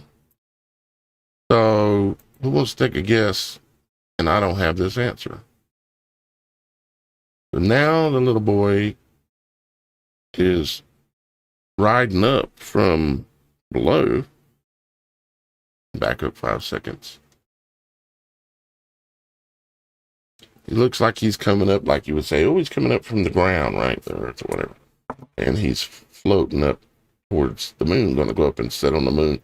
He's being raised by, visibly, you can say 1, 2, 3, 4, 5, 6, 7, 8, 9. 9? 1, 2, 3, 4, 5, 6, 7, 8, 9, 10. 10 balloons that you can visibly count, even though there technically should be a couple more in a real scenario. But he's being raised by strings, like umbilical cord type strings, raised to the moon. Now, I don't have the answer on it, but I would say there's a reason why they put it in there. It doesn't mean for sure that it's directly related to some hidden truth, but it needs to be pondered. Well, it's something too that we should think about, especially considering, each of these are the beginnings of a movie, right? A story. So I'd imagine the beginning, whatever storyline they're putting in with this boy in the moon, is going to have a relation to the story of the film that do. Right. It's depending on, because this is, a lot of these are children's things. So it's a program for the child's mind and some kind of indoctrination. So they get this symbolism beforehand, and they do vary from film to film. And then they go into the program that is set afterwards. So my guess is there is some kind of indoctrination symbology within it that goes along with whatever they're trying to indoctrinate you in the film specifically. So there's kind of that element that you got to think of too, because it has to do, they don't do any of this just for fun. Every single frame, every single design is very carefully well thought out. And so the fact that they all differ, and before we're looking at each, film, I mean, some of them are similar, but it's some kind of program for you to be set into whatever it is that they're going to show you afterwards. I mean, again, there's so many layers of symbolism that they put in these things. But when we're trying to figure out maybe what exactly it is they're trying to show us in these beginning sequences, you got, take into account the storyline of whatever program they're following with it. Because see how this one, it's got the character in that film, and the whole run-up sequence. Little boy. Yeah. Right. So therefore it is setting you up. It's a trigger. It's a symbolic thing to get your brain ready for whatever program is being set before you. So there's a tie-in to whatever it is that they're showing you beforehand with what they're showing next. So that has something to do with the storyline of what they're showing you in this, because it's all indoctrination. And they are showing you things like there is a thing with the reflection of the moon. I get where you're kind of taking this, like, with the thought process of what we've kind of discussed before with the reflection of the moon and reflecting the earth and all of these things. But the whole man on the moon, the little boy, all this reference, this is occult indoctrination, and it's opening the viewer up to whatever is coming next. So the story within the movie itself, So the meaning of what exactly they're trying to say in that sequence has something to do with that next storyline.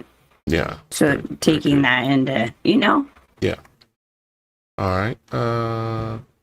This one's a little bit different because they've got, seems like everything is somewhat in a negative format. The whole scene, you might say, if I back it up 5 seconds, it'll start again here in a second. There we go. And what's the movie? Monsters versus Aliens. Monsters versus Aliens. Which I beg to differ, may be the same, but... Oh, there come the alien. Yeah, there come the alien. Oh, they took him up. And the film burnt up.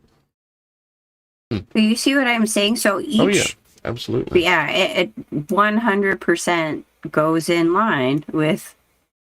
Oh, interesting, because the way they did that sequence, it's all darkness, and it's almost like an eye of dragon, and then the boy just appears. And again, it's How to Train Your Dragon.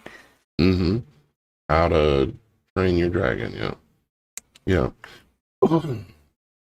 I've many of you guys have heard me talk about it before, Shannon knows, but I can't help but notice when you're thinking about duality in this world, that the sun and the moon are in some way, at least symbolically and maybe even physically in some ways, opposites of each other. And one thing that is an opposite is a negative in photography. The negative is the opposite of the full color version that you will get when you do the development of the film. And when I see the little boy being in negative format too, it's saying that he and the whole scene is basically saying this is a reflection of actually what is happening on the earth, is what it's really, is one thing that I think it's saying. And I noticed this probably, I don't know, a decade ago, and just thought about it again. Thought I'd bring it back up and talk about it a little bit more. And the whole fishing thing with the hook is very interesting as well. It's like spiritually, like you get a hook in you. When I see that, it's like you were talking about how the spell casting that will come, and here he's got a hook swinging it right at you on the screen. Because the little boy don't necessarily represent a little boy. Nothing is really as it seems. Well, and it's a very high occult ritual type of thing to have things being of reflection. Like the whole mirrors and that's why, like in Washington D.C., they have the obelisk right along the side of, or right in front of that water source, so you can see the reflection. As above, so below. The reflection pool. And a negative, it's the antithesis of life. You know, there's a lot of symbology in the fact of the matter that the boy is a spiritual being, a spirit being, or part of the moon, or is the moon, or, you know, that kind of thing. But it is the reflection of your soul. It's not your soul, it's the reflection of it. It's the antithesis. How about that one? That was a little bit different. Yep. Megamind. That Megamind. It turns. I can go step out. I can step back frame by frame here.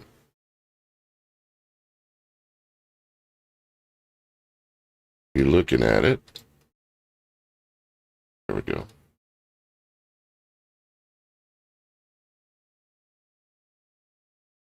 And it shows the absence. Come on. I know I'm maxing out everything, the computer and the internet and everything else. But it shows what you think you're looking at, the moon.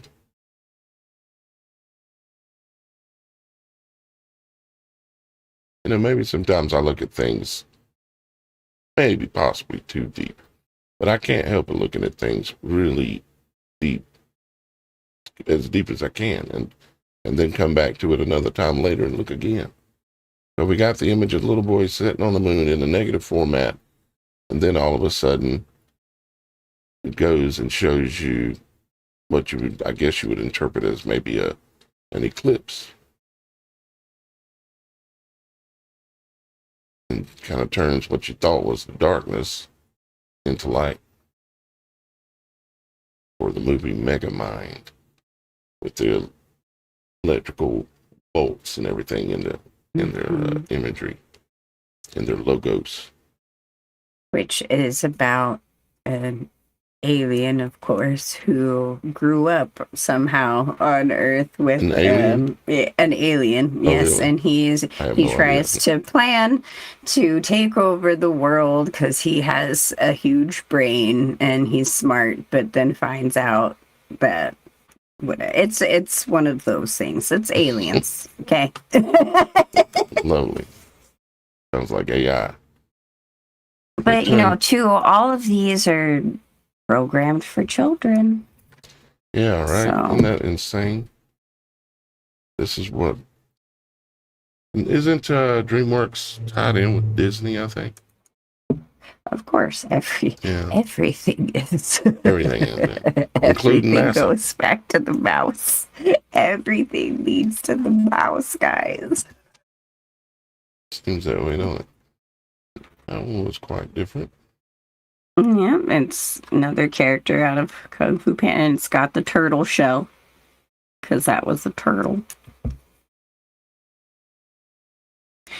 I mean, it kind of, you know, now that it's like now you're thinking, oh, storyline, what's the program with this? It kind of really locks in, like, oh, there's extra meaning behind even the stuff that you would just think and pick up, Daniel, because you're already wheels are turning, but you then think of the story, like, what are they programming you with, and what are they using to hook Mhm. you in to Mhm. get you to pay attention.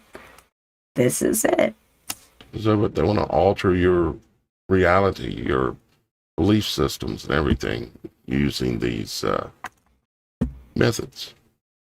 It's all subconscious programming. And they continuously, so far, though, it's always the man on the moon or the little boy sitting on the moon in a negative format, and with the earth below where he is fishing, with the reflection, with the cymatic water circles. Because I know when I look at that moon and I see all those circles from the same direction, that for me is enough to know that the moon is not what they say. That by itself. Don't even bring up the fact that it doesn't rotate. It only rolls. And there's a section of the moon that looks like, but it does. It looks like the continents in the world. Matter of fact, maybe I'll show you guys that before we get done today, because it's I'm not saying this is the way it is, okay, but I'm going to show you something. I'm just considering thinking things, okay? Now, let's see here. Let's pull up this. Okay. Now, what you're looking at is obviously just a simple circle and a circle inside the circle. This blue circle is exactly 1/4 the size of the entire circle. Okay. So this is 1/4. Now let's just imagine for a second. Okay. Let's imagine that. Well, let me pull up another image. Let's imagine that we've all heard the rumors of the extra lands, like that supposedly Colonel Byrd or Admiral Byrd or whatever talked about with Antarctica and finding extra lands. And we've all seen maps depicting, I think most of us probably have anyways, seen maps depicting extra lands. And the other day I was on the show, we were talking about Revelations 6, and it talked about, and I think it does a couple other places in the Bible, but it talks about 1/4 of the earth going through this traumatic period. It's called, what do you want to call it, the apocalypse or tribulation or whatever. But 1/4 of the earth goes through it. Now, this circle, the blue one, is 1/4 of this entire bigger circle. Now, when you think about cymatics and you think about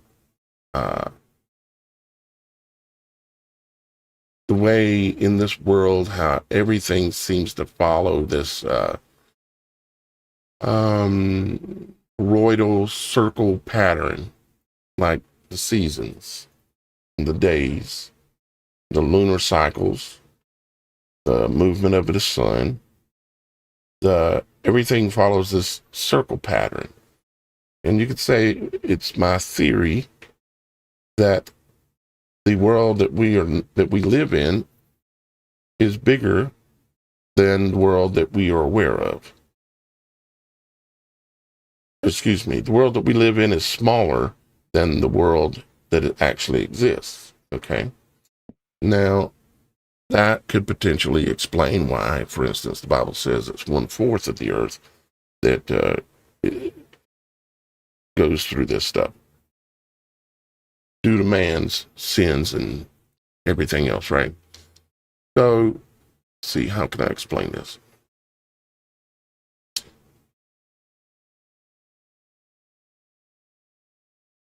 So I'll just kind of lay it out there. So the blue circle, it's my theory that it's possible. I'm not saying this is the word, says God, or anything even remotely close. This is Daniel's theory, that this circle here will rotate in a circle. You might call them phases, or you might call them I don't know what you want to call them. But this circle continues to move. You see, if you look at the United States or any country in the world, you can go and find ruins like in the Grand Canyon or different buildings and structures all over the world that look like they were built a couple thousand years ago. You can find stuff that's in the mountains that have been carved into the mountains, temples in India and all these things. And it's like they were forgotten about or something for forever. Like even the Egyptian pyramids. There was a period back, I don't know how many years back now, but I can remember seeing the photos of the Sphinx basically almost completely covered in dirt. The pyramids being partially covered in different ways, but yet it was like that man kind of moved on and left it behind to go through some kind of a period of kind of like how in the Bible God says that you should leave land to lay fallow for a while. I think is that the word? To let to not use all the same land all the time. You're supposed to have crop rotation, you might say. And so it makes me wonder if that we're not going through these cycles. And this blue circle, you might say, rolls around the big circle ever so slowly. And then that would explain why we have, in certain parts of the Antarctic, we have ice that is melting. Let's say this circle, and I don't know, but let's say it's moving counterclockwise, okay? And this is where we live in the blue circle. This is all the known land in here. Let's say it's moving counterclockwise, but it takes, let's say, we're just using fake numbers here. Let's just say 10,000 years for it to make, and it's probably longer, for it to make a complete circle. And when it makes that complete circle, it's gone through it's one, let's say, eon maybe, or one complete revolution. If you look at some of the clocks, there's some clocks, I think it may be Munich. I should probably pull them up, but there are clocks that are designed, very, very old clocks, but they are designed, and even some of them are literally like on the side of buildings, and they're designed just like this. They have this circle over here, and then they have the big circle. This circle keeps the time, basically, but it never moves. It moves, but it's so slight that in one person's lifetime, it would look like it hasn't moved. And so I'm wondering if we aren't following this cyclical cycle that would explain why it looks like the United States was the, what was the terms they used? Like the new land, or it's like they discovered it when it had already been discovered. And there were societies here, and you can see the remnants of it in many places across the United States. This place has been inhabited a long time ago, and then somehow it went through a period where it lay unused. And you can look at pretty much all the land in our known world, which exists, I would say, in this circle. But if this thing moved, 3/4 of the land would lay unused, and there would always be new land being brought back to life, the ice is being thawed out, and there would always be on the other side land that was freezing up and getting more frozen over time. But yet it continues to roll around this circle in this cycle, just like everything else in life does. Now, do I know I'm correct? No, I don't. No, I don't. But I find it, for me at least, it's kind of fascinating. Now, if you look at this image here, let's see, do I have that other one? No, I don't think so. Let me see. Nope, I don't. Okay. So let's go back to this one.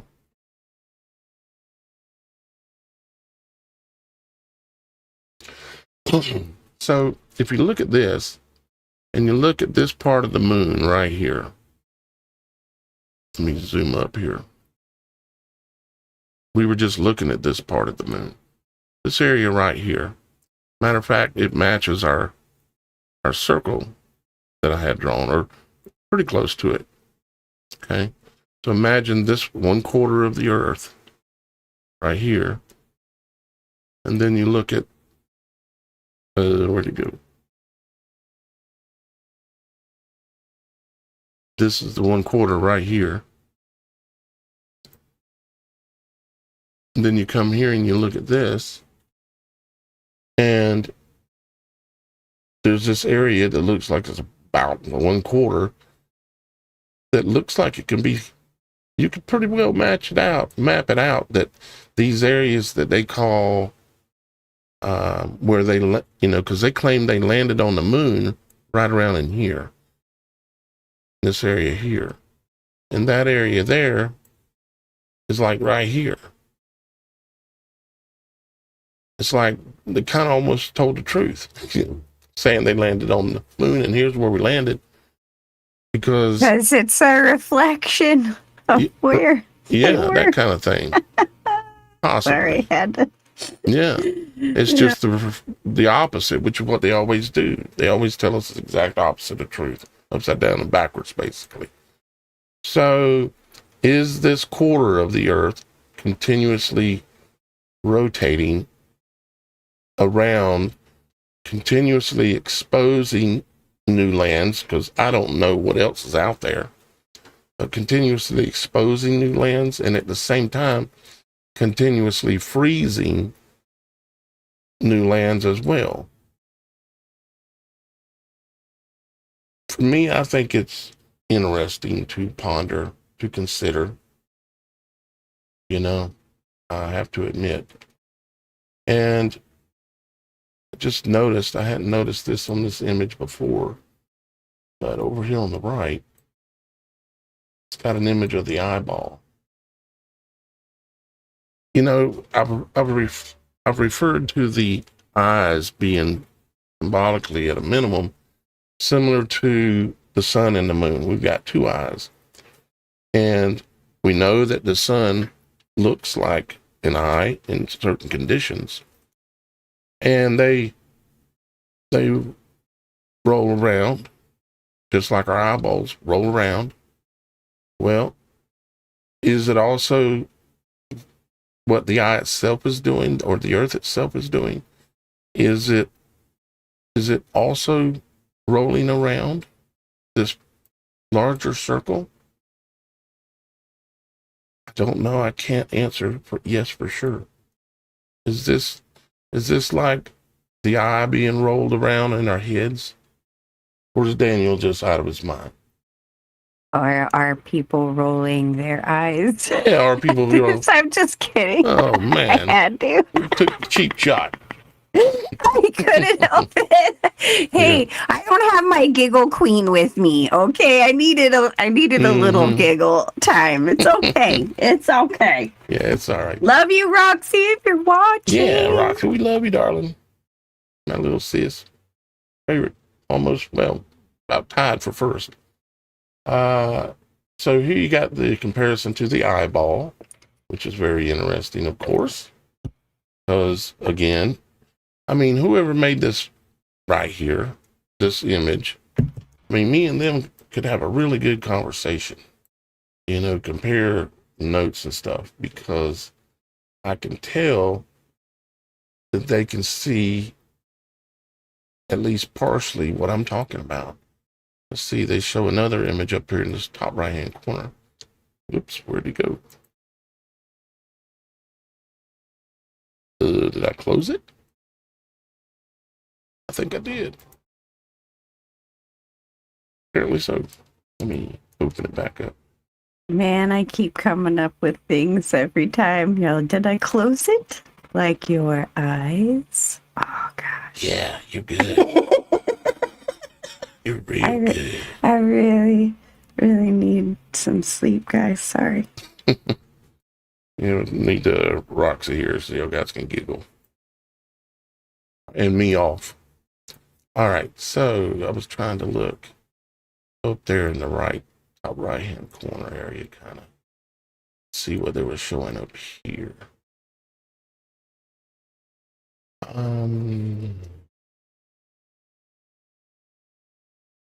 Just seeing if they were showing like anything looked like it was rolling around inside of the circle itself. And I'm not sure that I see that. But that's kind of, if you really think about if the world, if we are in the image of the world, if I'm right about that at all, then the concept of the world that we live in, the known lands, rolls around and renews the lands over time. We will never notice the difference in our entire life. But over tens of thousands of years, this would explain all the old buildings. It would explain why they founded all these places. Just like, they're like, well, let's go check this new land out over here. It finally thawed out. Let's go, oh, check that out. That is a really cool old building. Yeah, we found that. I don't know. I'm not saying I know everything, that's for sure. Interesting thought. I'm wondering if, all of that land was open before the flood, and the flood waters are part of what are being frozen in the cycle. In the what? In the cycle. Well, you would certainly have a lot of frozen materials out there. And for whatever reason, iPet Goat flashed in my mind because everything is frozen in there. And I'm curious as to if the Garden of Eden is located in that extra land somewhere. Yeah, who knows? I mean, but this also would mean that there is a physical North Pole, and it would also mean that there is a different kind of magnetic north as well. And I don't know how anybody can come in and create what these lands are called. Terra Vista, and label, let's see, Terra D Vista, Liberia, and I don't know how they can label these out here when supposedly no one's ever been past the ice wall, which encompasses the entire world, in my opinion. And see, I even call the world, right? WHIRLD. Now, this whirling of the eye, if the world functions similar symbolically, maybe to an eye, then it would whirl as well. I'm used to people unsubscribing, so y'all guys go ahead and do it if you really need to. It's fine. I think people are used to you. You come here, if you want to come here and want to think and talk outside the box, the Supernatural Show is where to do it. Yeah, there is that.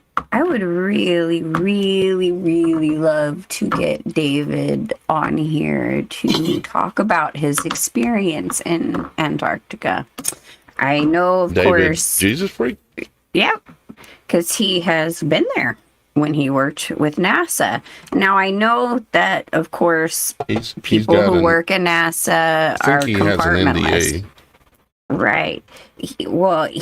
I know that in these facilities, you're compartmentalized. There's only so much that you're allowed to know and see when you're out there. But I would really love to know his experience there and what he was privy to, see if he's even allowed to talk about it. So maybe one of these days when Roxy's here too, because I know she'll want to ask him a million questions, but it would be really cool if he could come on and talk about it. Yeah, I'm sure David would come back on and chat with us, but you can't work at NASA And I'm not saying anything bad about David at all. I'm just saying you can't work at NASA without an NDA. And I don't know how long that NDA is supposed to last, but you're not Right. working at NASA without an NDA. And I've asked him, actually, you probably remember, I asked him straight out, and he didn't answer the question. So, there is that. There is that. Yeah. I mean, he is at least admitted on air in a few interviews that he has been there. So, Yeah. I mean, he's at least able to admit it. So it'd be interesting to know what he's allowed to say. Right. Yeah. We'll tell him, say, whenever you can't answer that, David, because of an NDA, say Apple. Apple. Yes, exactly. Or pencil for no. Yeah, maybe we need to handle it like that. That would be great. Let's try it. All right.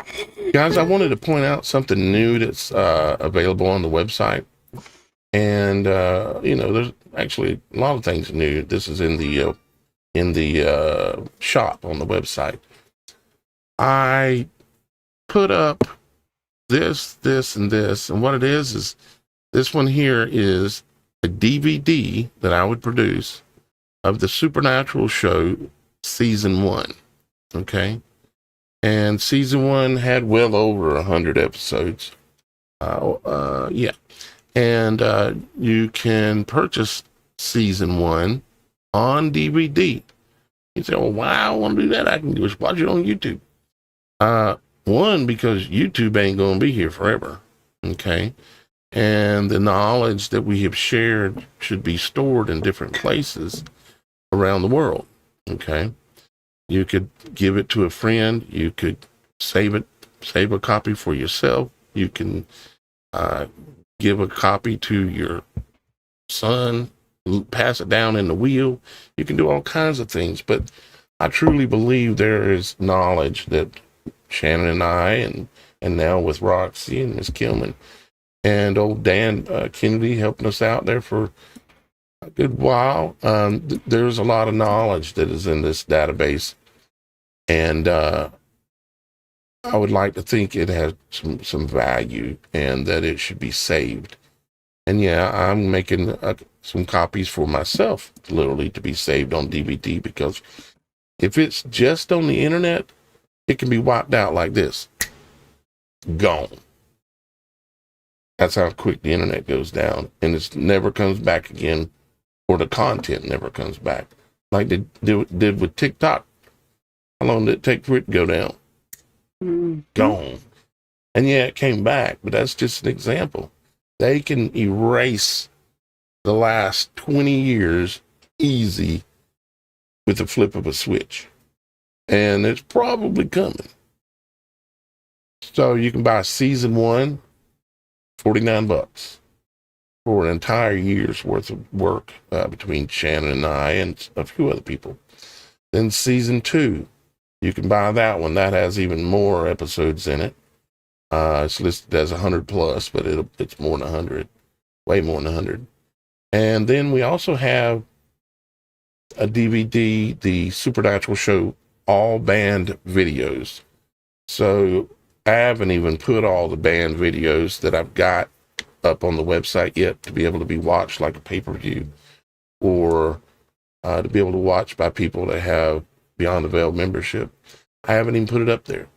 There's a few there, but I have a bunch more. And what I'm going to do is work my way through them and take all of them and put them on a DVD. And you can purchase a DVD of all banned videos for $39.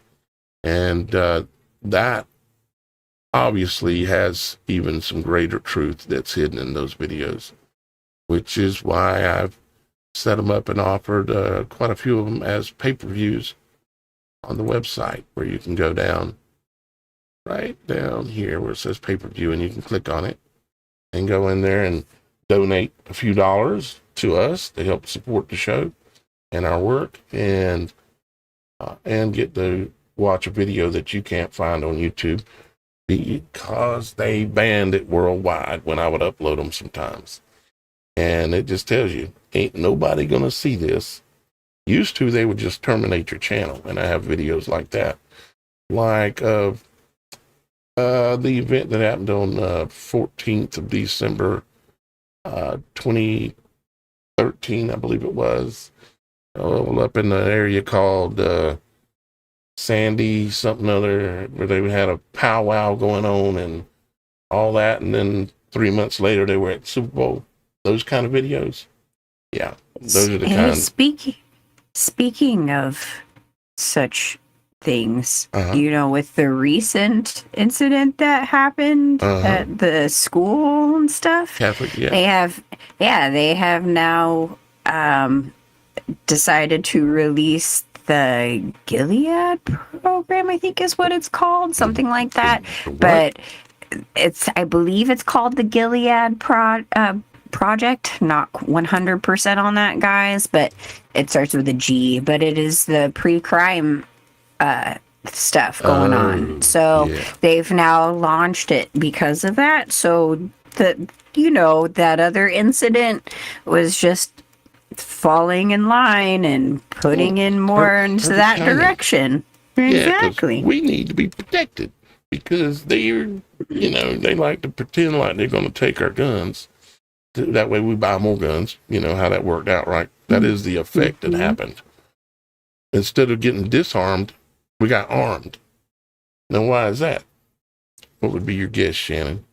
Why are we way more armed? All they had to do is just write a law, bam, get no campaign. They did it in other countries. They took away all the guns in Australia. They turned them all in. Yeah, there's still some out there, I'm sure, but you know what I'm saying? You can't go buy them or you can't go get the bang bangs that go in them. So why is it we can still get all the bang bangs we want? There's a reason. And there's a time coming where they're going to use it for something. Bang, bang, shoot 'em up. So be aware of that. Yeah.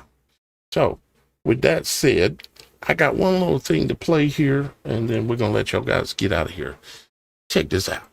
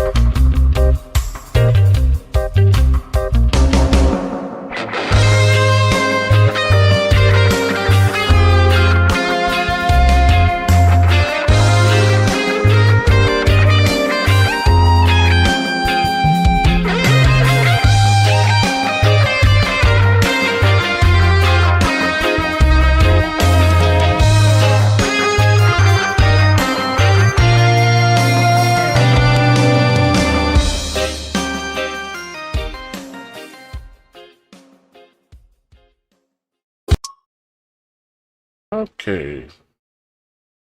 Hope y'all guys check that out. And why am I echoing?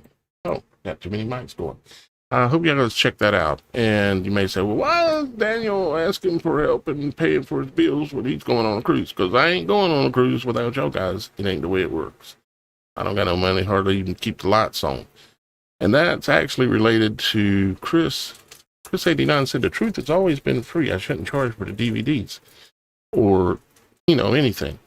The truth has not been free to me, because I'm the one providing the service, the ministry, the ministering to the people, helping bring truth to them. And it costs me greatly. So the truth is not free. And Christ was one that would take up donations to help him fund his ministry as well. And even the most smallest of donations, he appreciated the most. So I love you, Chris 89, but the truth ain't been free to me. I've donated literally my life to it, and it costs a lot. And I thank you, Miss Shannon, for being here today. Thank you, Miss Kim, for helping out in the background. Thank you to Super Dave, Super Mike, always on the ball.